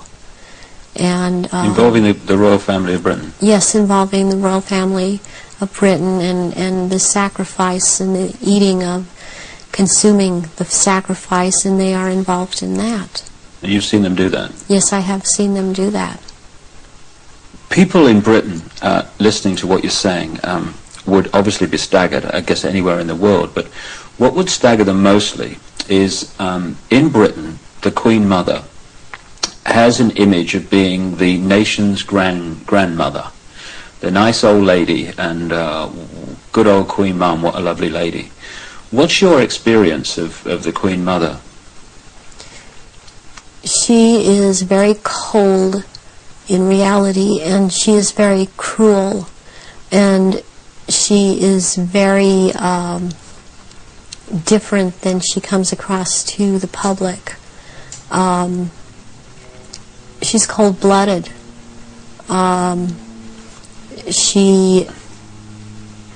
If she feels that you are someone beneath her, even in the Illuminati, that you're at her equal or your station is above her, she will not speak to you, she will not recognize you. She obviously, from what I see, enjoys consuming human flesh. It's sickening. The one person that she seems to be afraid of is Pindar. People would also look at the Queen Mother's elderly, frail stature and find it very difficult to see her taking part in rituals and doing anything, if you like, active.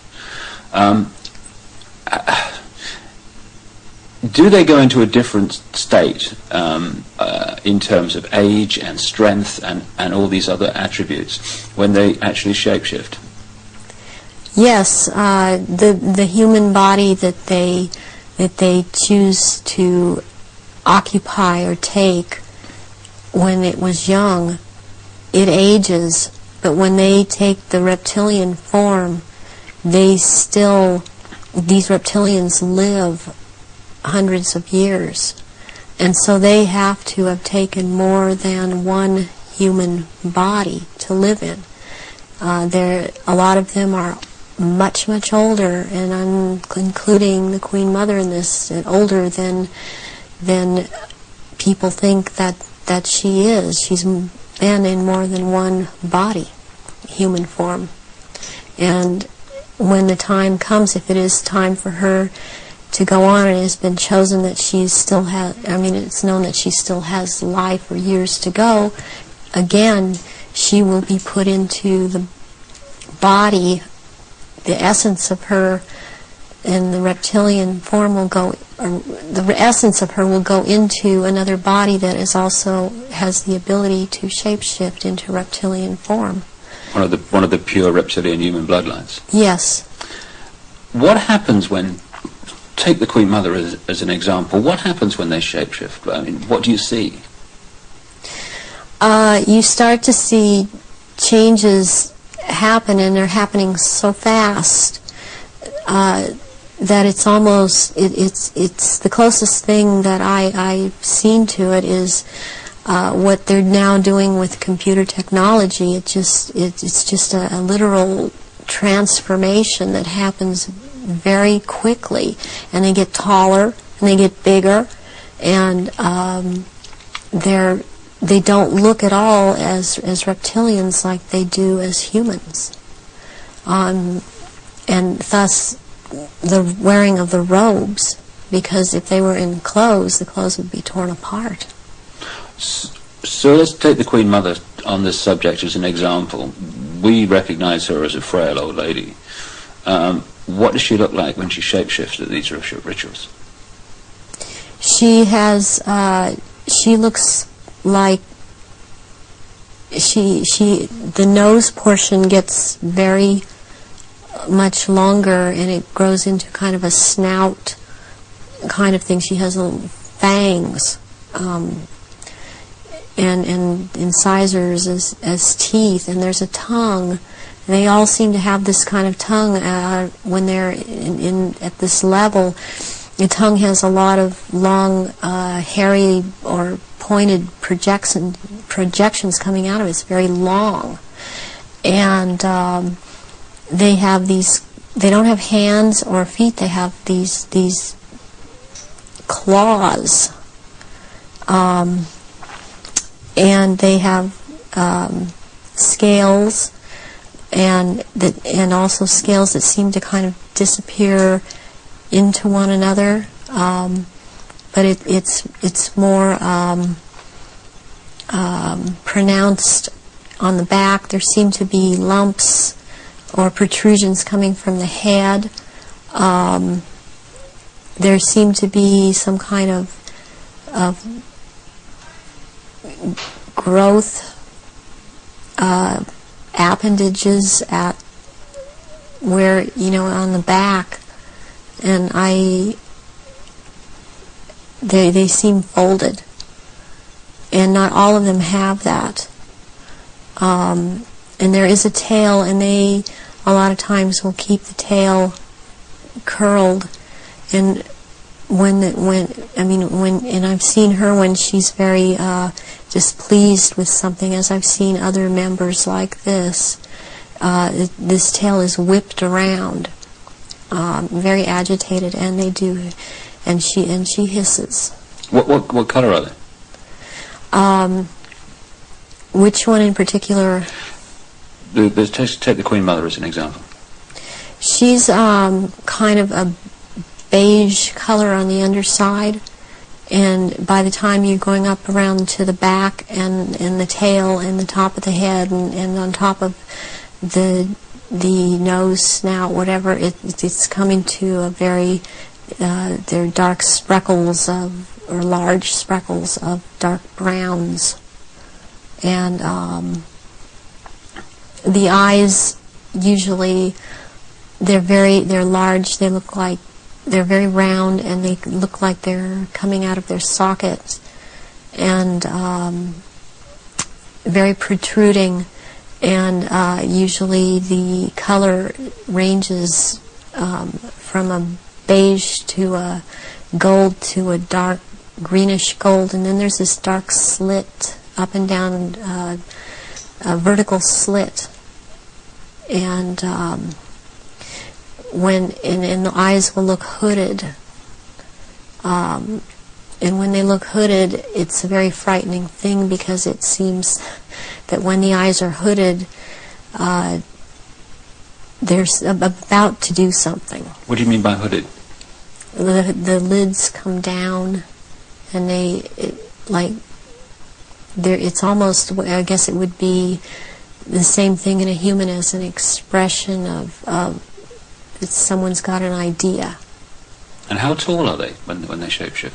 They're just about 7 feet tall. Some are a little shorter, or to a foot shorter. Some are a little bit taller than 7 feet. So what would the Queen and Prince Charles look like in their reptilian form? As to height? As to general appearance? Charles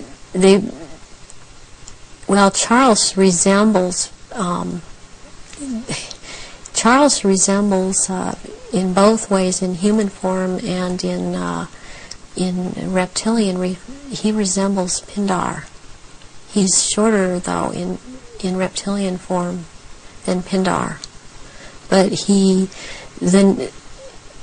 the way that the reptilian, the nose shapes into the snout at that point, and the jaw becomes the underpart. It's very much like Pindar, and his mother doesn't look quite the same as he does. But what does the Queen look like? The Queen, she's darker, not quite so pale. She's darker. All over, she doesn't have the amount of I would call it freckling. It's more like a gradual, like the skin is gradually getting darker it's more smooth. And she does have the lumps up on around her head and down the tail, the spine. Charles has the tails from down around the spine, and funny enough, he has the protrusions from the skull in the reptilian form, where about or above, right above where it seems like his ears would have been. What is it about the rituals that allow the shape-shifting to happen? When the victims are starting to be sacrificed, it's the scent of the blood, and they start shape-shifting at that point in time, and they can hardly wait to get to the blood. It's like they're addicted to the blood, and then the consumption of human flesh that follows. What have you seen the Queen or any of the royal family do in relation to that? Have you seen them sacrifice and consume human flesh? There are certain times when they will actually do a sacrifice, or there will have been someone doing a sacrifice, and it's not happening fast enough for them. So they will step in and finish it themselves, because the sacrifice the ritual has to be gone through. It's sacrificially, ritualistically, it has to have been gone through, and they will step right in and just start tearing the throat out, and they're getting all this blood from the jugular vein at the same time, and that has happened when there are many there that are going to be sacrificed, and they just can't wait, and tearing into the contents of the abdomen and stomach of a victim afterwards. Who have you seen do that? I've seen the Queen Mother do that, and Prince Philip and Charles. I've seen Guy de Rothschild do this. It seems that I've seen it more among royalty, or so-called royalty, do this than people that are not titled. That they don't seem to. They seem like it feels like they don't dare, but they shape-shift nonetheless. But it's like the royals that step in and just start tearing away, as they can hardly wait. How long can they hold the reptilian form in these occasions? During the rituals, it's much easier for them to hold their reptilian form. They can stay in that form. What it is that they have a hard time holding their human form. And as long as they're around blood and the scent of blood, they can't hold human form. Right. Where do you think the story of Diana fits into all this, in terms of the ritual that you know about and the royal family background that you know about? What was all that about? What happened in Paris? Diana was a ritual sacrifice because she's named after a goddess, Diana. She was chosen from before birth for the purpose of which she served. I understand and very well, and am very empathetic towards Diana, because in a way it parallels what happened to me, to have served your purpose, had 2 children, and then be tossed aside. And to her horror, though, she obviously never attending a ritual, she knew something was happening, and she knew what was going on, and could not be trusted to be at a ritual anyways. I don't think that Diana would have attended a ritual. I don't think that they could get her to cooperate in this because she actually saw for herself that this was going on after she married Charles. Was there any way, when Diana was married to Charles, without attending a blood ritual, that she could have seen him or one of the others become a reptile? They have a tendency when they're asleep to shapeshift, and they have to consciously hold their form, and when they're asleep they have a tendency to not hold human form and to shapeshift into reptilians, and there could be other things that happen. I'm thinking about the times that Diana would have gone through a menstrual period. Well, that would have also really triggered some of these people in the royal family that are reptilian around her to want to shapeshift, or any woman, any human woman in that household that would be having a period, that scent of blood would tend to cause a momentary shapeshift. What was the whole, what appears to be a ceremony surrounding her assassination? What was that about? The rumours that she was pregnant, the Egyptian Dodi Fayed, and the place where it all happened, which is an ancient sacrificial site to the goddess Diana. How does all that fit together in the rituals that you know about? Okay, the crown aspect of the goddess is Hecate, and the day of Hecate is on August 13th.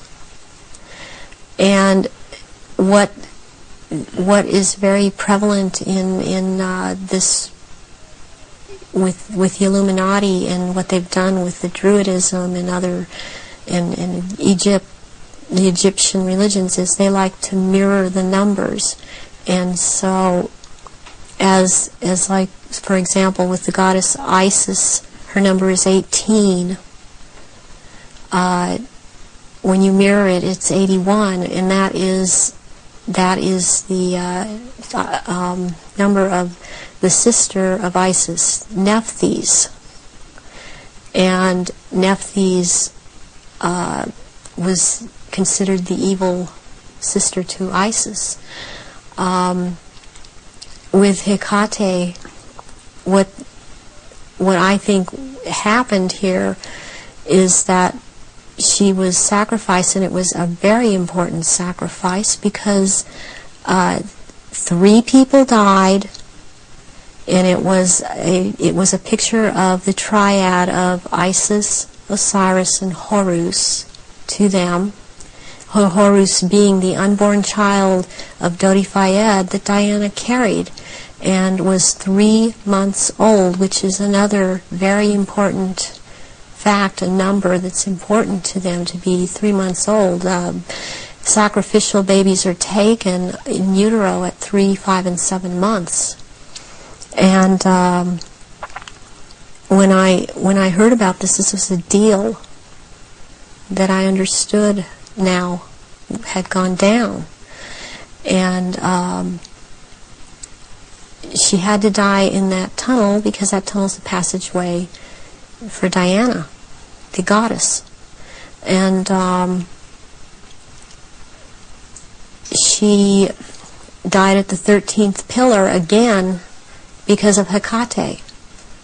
And she died on the 31st because it's the mirror image of 13. And my understanding of what I get inside of me, and because I was told by Baron Guy de Rothschild last beginning of February, when he was in this country and he was there to try and reprogram me again and impregnate me, was that he was in the tunnel that night. He had to be there, because not only was it a ritual death of Diana, this was also about taking her soul. And he was taking the soul of Diana, which no one else there could do. Whoever was present there could not do it. He could do it. And he was in France. This is the hypnotic stare you talk about. Yes. And drawing in the breath. And he had to be there to do this ritual killing, this ritual murder. This would mean that the ambulance team and a doctor that arrived within a minute of the crash coming the other way must have been in on this whole deal, or at least the people in charge of the ambulance team. From your experience of the kind of people involved in this Illuminati satanic network, do you think that's possible, that they could set that up? Yes, I do. I've seen a lot of things set up that if you did not know, if you weren't in on the so-called inner circle, or know what the Illuminati can do, because they depend on people not believing they're really there, you would not, you would have a hard time believing it. That this has been such a secretive group and worked in such insidious ways to infiltrate and control. And there are so many unanswered questions they don't seem to be able to answer about Diana that keep coming up, in spite of all the reports that come out, because there are people that don't believe what they're hearing. What would have been the purpose of creating such a clear and definite ritual in the assassination of Diana? What would be the purpose of that when they could have killed her in another way? Because it had to be done as a ritual, because they were going to take her soul. And it had to happen in the tunnel. It had to happen that way. It had to happen in that year. And this is all, there's all a timeline to all of this. There's been many rumors that she was pregnant, but as I understand it, one of her friends says that that was not possible, because she knew that very shortly before she'd had a menstrual period. Is it possible to be pregnant and for that to still happen? Yes, it is. This happened to me. I was impregnated with one of my own fertilized egg that was fertilized by the sperm of Pindar, and he sent Guy de Rothschild to impregnate me in this manner. And I was impregnated in October of '94. I had periods up until February when it was discovered, and they seemed normal, not light. And I then was, since I had the background of a nurse, I was and had worked with a nurse midwife delivering babies. I was, for some reason, it occurred to me to check my stomach, my abdomen, and I realized that I was pregnant, and so I ended up seeing a doctor who told me, I mean, he verified, you're pregnant. He did it with blood test, with the urine test, and ultrasound exam, and if I don't do an abortion on you tomorrow, you're going to have to go through a different type of abortion, which probably would have been a saline abortion. And I knew what I was pregnant with by that time, and so I was terrified to go through with it, and I could not go through with it, knowing what I knew, and so I had the abortion. But I had periods the whole time. You were impregnated at the point that it happened without you having any knowledge of it. No, I did not. Is it possible that that happened to Diana, if she was, as the evidence that I've looked at suggests, also mind-controlled and a multiple from the early part of her life? That is definitely more than a probability.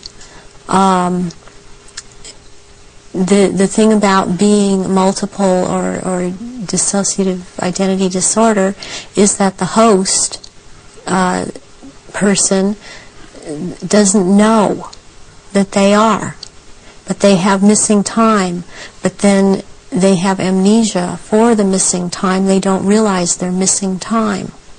They don't realize things are happening to them. They show up, pregnant. They show up with marks on their bodies. They don't know, I think I must have bumped myself, and that's not actually how it happened. Or they have needle marks on their body when they've been gotten a hold of and drugged. And it's only when they start to realize something's not right and they try and make a timeline and try and account for their time, they realize there's so much they can't account for that they simply took for granted. Oh, I was out shopping, or I was at this person's house, or I was over there. Then they realize they don't have a timeline for any of these things. Do you think that Diana's two children were Prince Charles's children? I do not believe that William is. I've heard that he was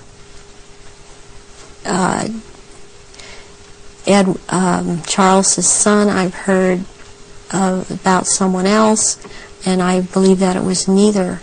I believe that this child of Prince William is the son of Pindar, and she was impregnated, and she did not realize that. When you look at the ritual nature of all that, you've got Osiris, it would seem, symbolized by dirty fire. You've got Isis, symbolized by Diana.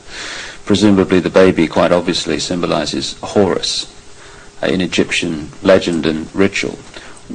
Why create that in a tunnel in Paris at that time? What was it designed to do, to symbolize or whatever? It's to symbolize, it's part of symbolizing getting the world ready to recognize the Horus that is about to come upon us in the year 2000, as the year 2000 is the age of Horus and Osiris reborn, and there's a sacrifice involved, and the sacrifice is the mother, and the sacrifice is this child, and yet it involves another child who yet lives by the same mother. And you're talking about William? Yes, I am talking about William. What would have happened to Diana in your experience of the ritual, and what would have happened to the unborn child after the events in the tunnel in Paris? That Diana left the tunnel dead. She didn't leave that tunnel alive. That ritual, she had to die in that tunnel, and they had to take her soul in that tunnel, and they had to take the soul or developing essence of the unborn child, and in the hospital it follows logically, according to what I know about what they do, that they would have taken the uterus and the fetus from Diana, that would have been taken, and as a ritual that would have been taken, and they would have removed other body parts. And done what? Distributed them for high Illuminati members to consume, because this is a ritual sacrifice. Some strange things happened after that. Strange things happened all the way through it. But suddenly the decision was made that she would not be buried in the local church where she wanted to be buried, but on an island among the trees in a lake at Althorpe Park. And Earl Spencer, her brother, claims through a dream he was inspired to put 4 black swans on the lake. Therefore, from your, again, knowledge of the ritual, what does all that mean? Why do that? Because 4 black swans have to do with 4 directions, 4 seasons. They have to do with sealing something for all eternity. To have 4 of something black, like that swan's figure in Celtic mythology, quite a bit in the Druid mythology, and black is the color of Hecate, and one of the goddess aspects, the 3 goddess aspects that they have, the name is Black Flame or Black Star, and Black Flame means unto death, and so therefore the color black, and somewhere in there would be a flame.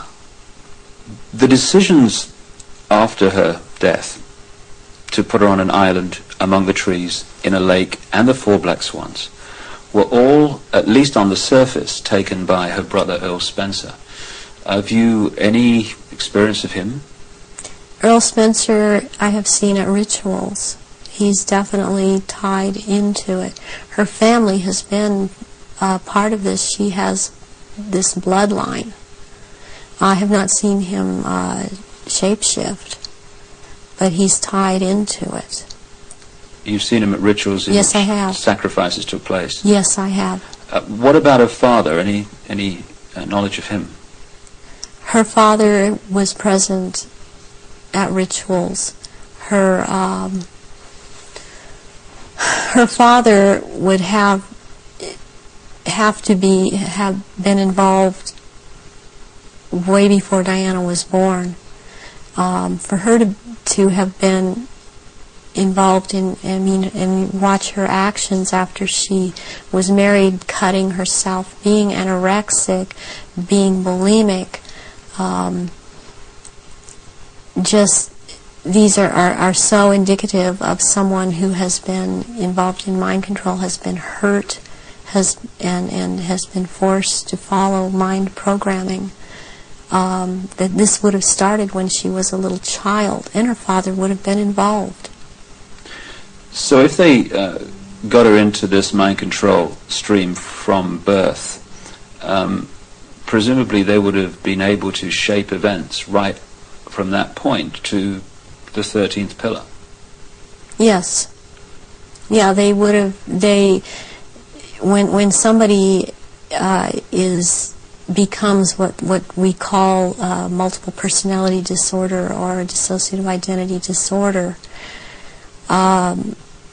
there are many programs that are induced, that can be induced at any point. I mean, you've got the machinery in place when they're a very small child, and as they're grown, they can install programs at any point and have different parts hold these programs, and they can be made to do just about anything.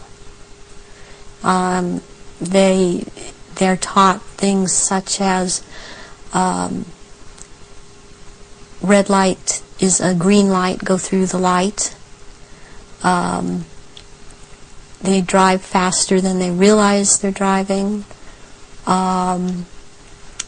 They are able to memorize or see and just glance at something and right away just pick what the point is that they're going after for some reason, or they can memorize phone numbers in just a glance. The car hit the 13th pillar, driven by Henri Paul, who was missing for 3 hours that night, a man who's been connected to both British and French intelligence. Given the obsession with the number 13, it seems beyond coincidence that with all those pillars in the tunnel, it hit the 13th. Is it possible to mind control someone like Henri Paul so that at speed they could pick out the 13th tunnel, the 13th pillar? Yes, yes, it is. He also, it's very, very possible that he was drugged and programmed in the time he was missing. It's possible for him to have taken medication but not have it affect him at all. Does that include alcohol? Alcohol also, yeah. And then maybe later or not, it would affect him, depending on if that's what the program was for it to affect him. But it might not affect someone at all. I've been through this myself, so I know this to be true. And what happened to you in this instance? It was a very bad time in my life. The one time in particular I'm speaking of, where my then husband told me that he wanted a divorce, and I took approximately 8.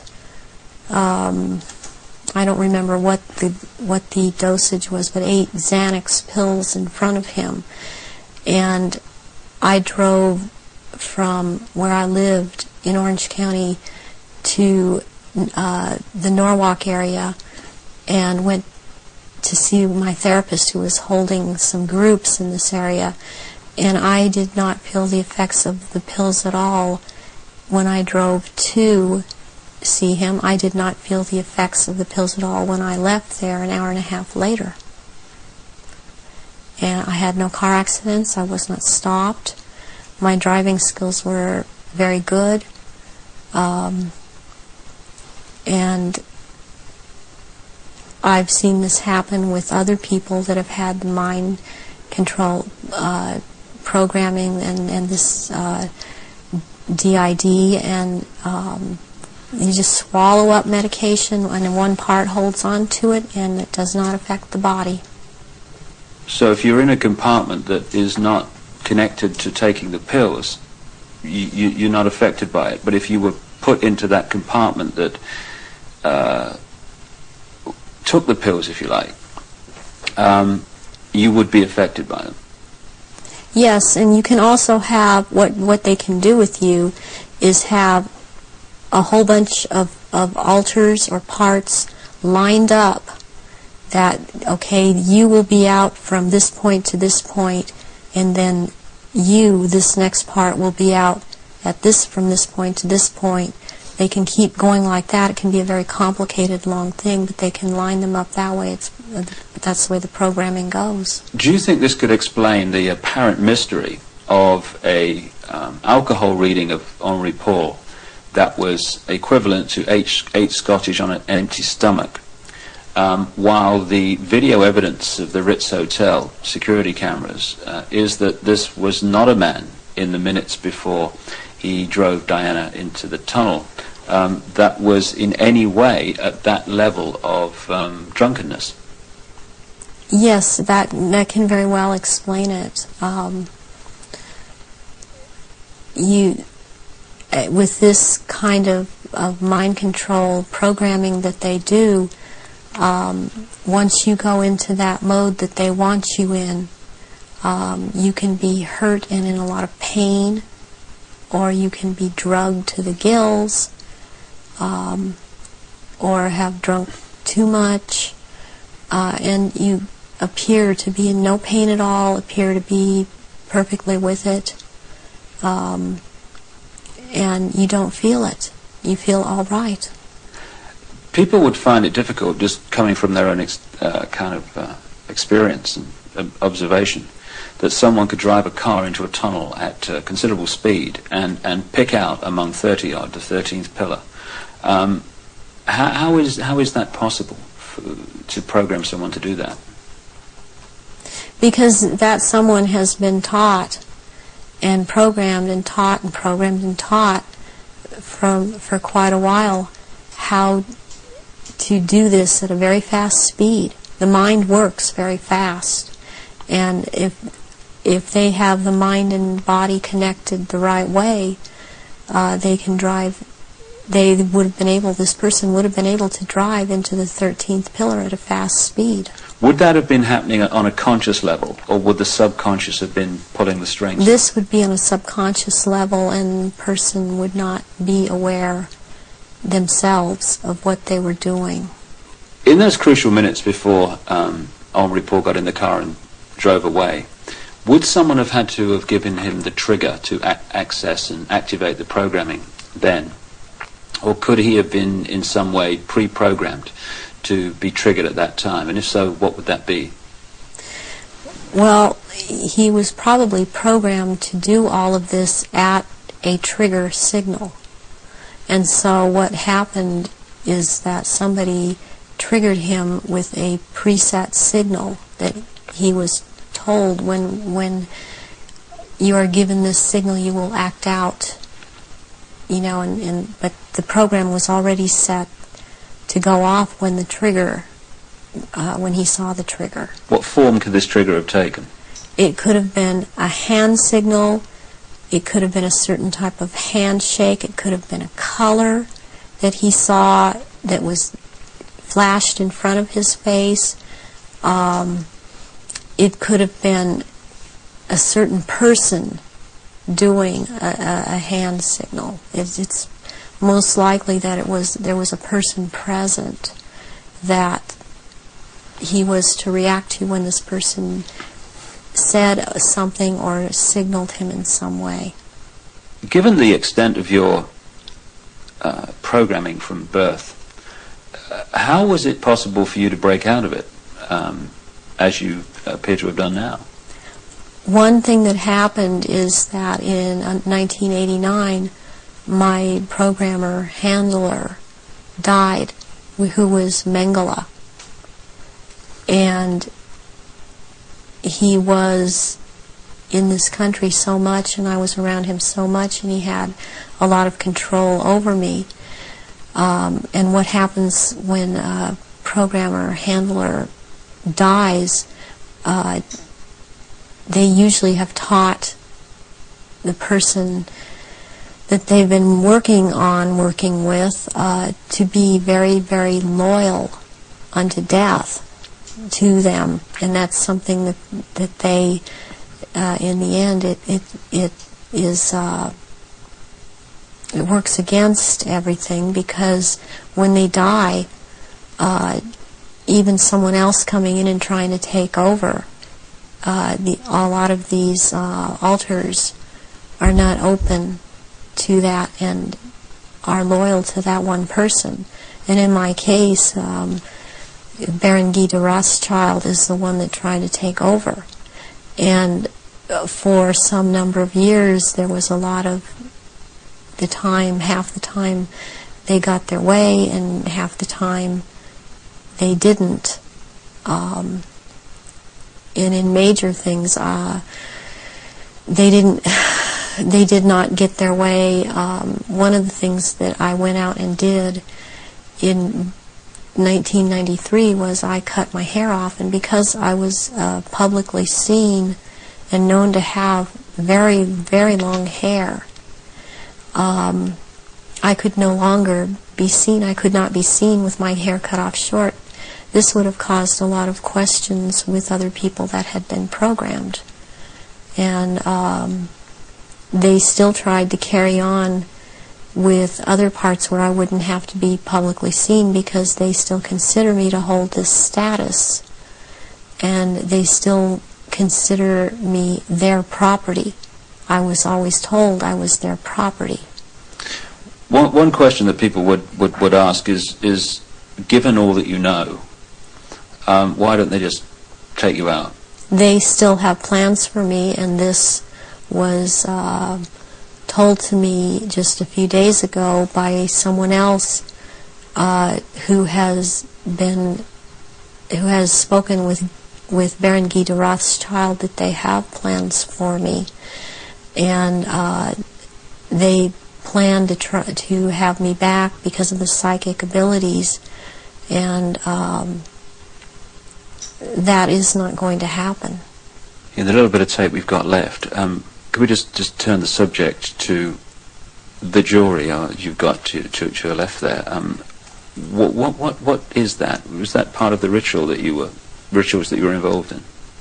The first one, this is a child's ring. It is a 14-karat gold white, or 14-karat white gold ring with a diamond in the middle of a hexagram, or a hexagonal shape, and it looks like a hexagon if you were able to look closely at the diamond.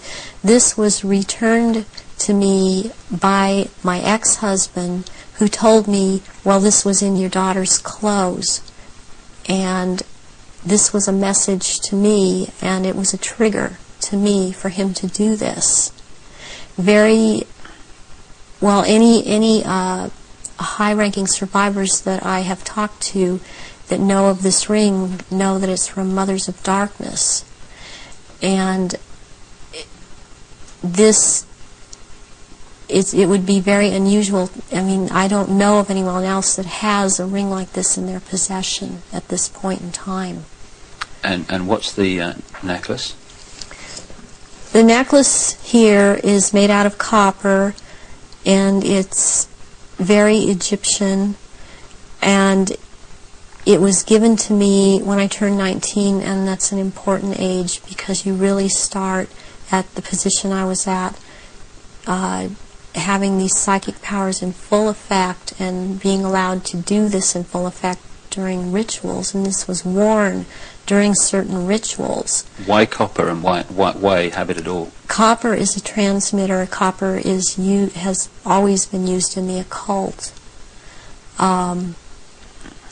It has a specific meaning. The meaning it has is because I had a triad of altars that were very active in a lot of rituals, and the triad was Isis, Osiris, and Horus.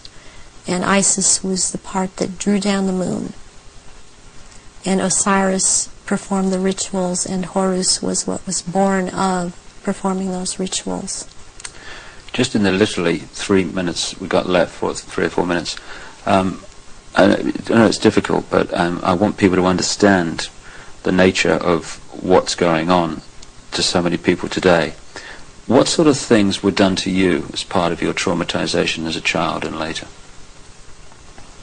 I was electroshocked to the extent that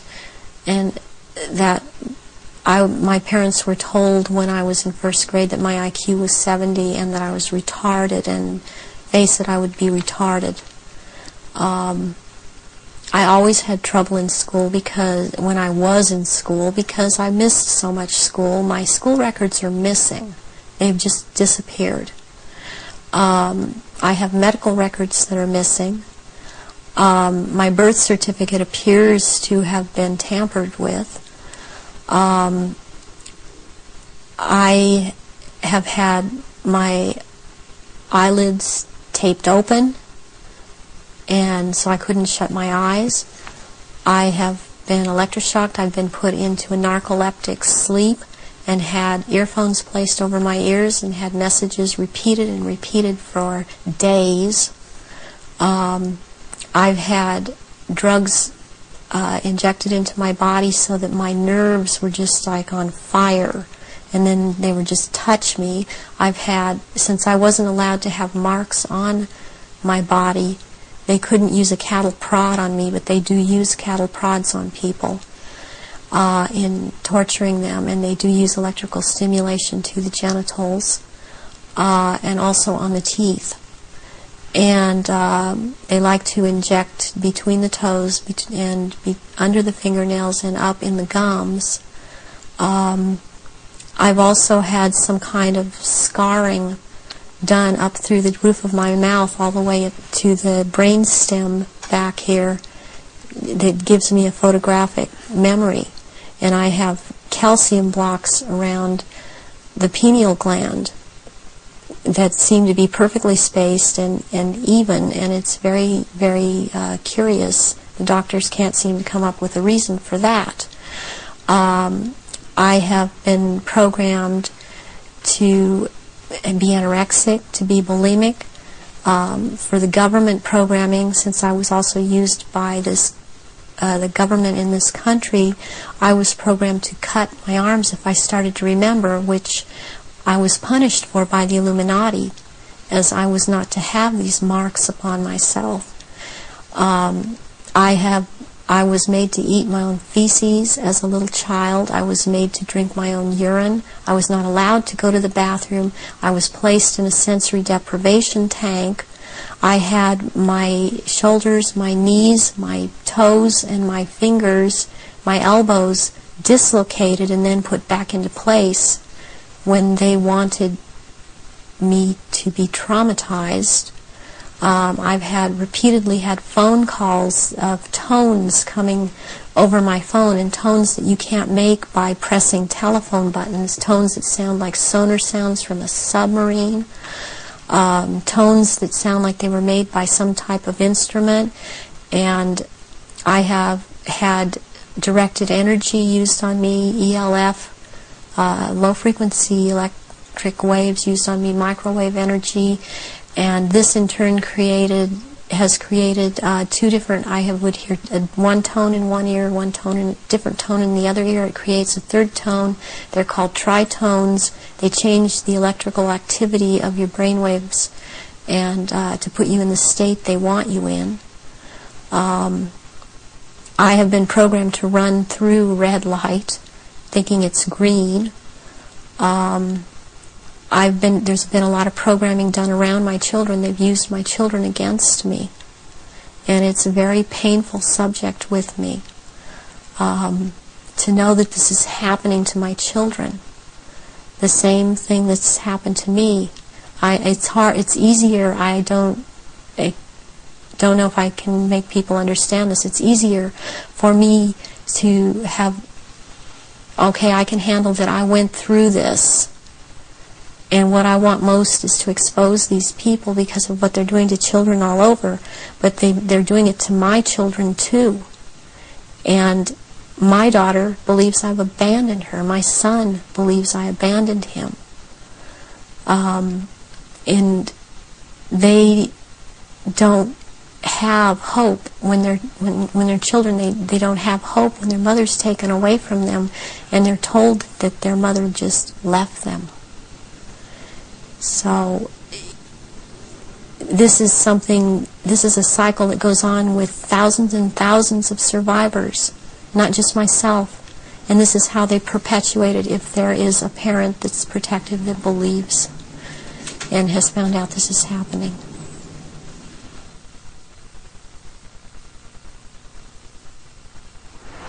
The astonishing revelations of Arizona Wilder, a very, very brave lady who's chosen to stand up and be counted. And only by enough people doing that is this nonsense and this manipulation going to be brought to an end, as it is in the next few years. Well, we've come to the end of our little tour of the centre of global control, and we're here now outside the Houses of Parliament in London, the so-called mother of parliaments, because of course it has provided the blueprint for so many other so-called democracies all around the world. When in fact it's just another vehicle for the one-party state that is relentlessly turning out legislation advancing this global centralization agenda. Not a place of democracy at all, a place for legislating the agenda into reality. Well, you've heard the information and possibly read it in The Biggest Secret at greater length also. The question is, what are we going to do about it? that's entirely up to you as an individual and me as an individual. As someone once said, what you think of me is none of my business, and it's not. This is just information, make of it what you will. But what we make of it and what we decide to do in the light of this knowledge will decide the kind of world that we and our children are going to live in the next few years and beyond. The Chinese have a word that means at the same time both danger, crisis and opportunity. And that's the situation we're in now. Yes, there's a crisis. Yes, there's a danger of this global fascist state becoming reality, but it's also an opportunity to wake up and make the change that will turn this planet from a prison into the paradise it once was and the paradise it will become again. And that is about choice. Choosing what we do as a result of what we know. And I quote in my books a number of times an American comedian called Bill Hicks, a genius in his way, very angry man, but a very brilliant man, a very profound man. And he described life in this way. He said, life's like a ride in an amusement park. And when you go on it, you think it's real, because that's how powerful our minds are. The ride goes up and down, round and round. It has thrills and chills, and it's very brightly colored, and it's very loud, and it's fun for a while. Some have been on the ride for a long time, and they remember, and they come back to us and they say, hey, don't be afraid ever, because this is just a ride. And we kill those people. Shut him up. I've got a lot invested in this ride. Shut him up. Look at my furrows of worry and my family and my big bank account. This has to be real. It's just a ride. But we always kill those good guys who try to tell us that and let the demons run amok. But it doesn't matter, because it's just a ride. And we can change it anytime we want. In other words, it's just a reflection of our own attitudes. And to change, as Bill Hicks said, doesn't need big bank accounts. It just means a choice right now between fear and love. Fear is the four-letter word that has controlled this planet and this human race for thousands of years. Love is the word that will set us free. And that's the choice we face now. And the world that those two choices will create will be so different as to be unexplainable. The chasm between the two, a prison or a paradise. I just want to say one other thing before we finish this video. I don't want to demonize the reptilian race, because it's just a genetic stream in the great forever. I'm talking about a small number of this reptilian race that is behind this manipulation, not the race in general. And indeed, many of the reptilian stream, both in physical bodies and in other dimensions, are working now to help humanity win their freedom, win our freedom back. And I'd like to thank once again also Arizona Wilder for having the guts to stand up and speak her truth. And if enough people do that, then this house of cards, because that's all it is in the end, is going to fall. And I'd like to thank also my friend Brian Desborough for helping Arizona and for his own commitment to truth. We're now at the crossroads of the evolution of the human race, or a crossroads anyway. And the good news is this: there is a global awakening going on. I've spoken in something like 20 countries in the last 18 months. People are waking up. They're asking questions. They're seeing themselves and the world in a different light. And this is going to gather pace, and is gathering pace all the time. And it's this transformation of human thought and perception that is going to bring the change that we've dreamed about for so long. Dreams are merely imagination, which can be made reality if we're prepared to do what is necessary to achieve that. That's the challenge we face now. It's a wonderful, wonderful time to be alive, and we're all privileged to be here to play a part in setting this world free for the first time in known human history. From the epicenter of global control, but not for very much longer. Thanks for listening. Goodbye.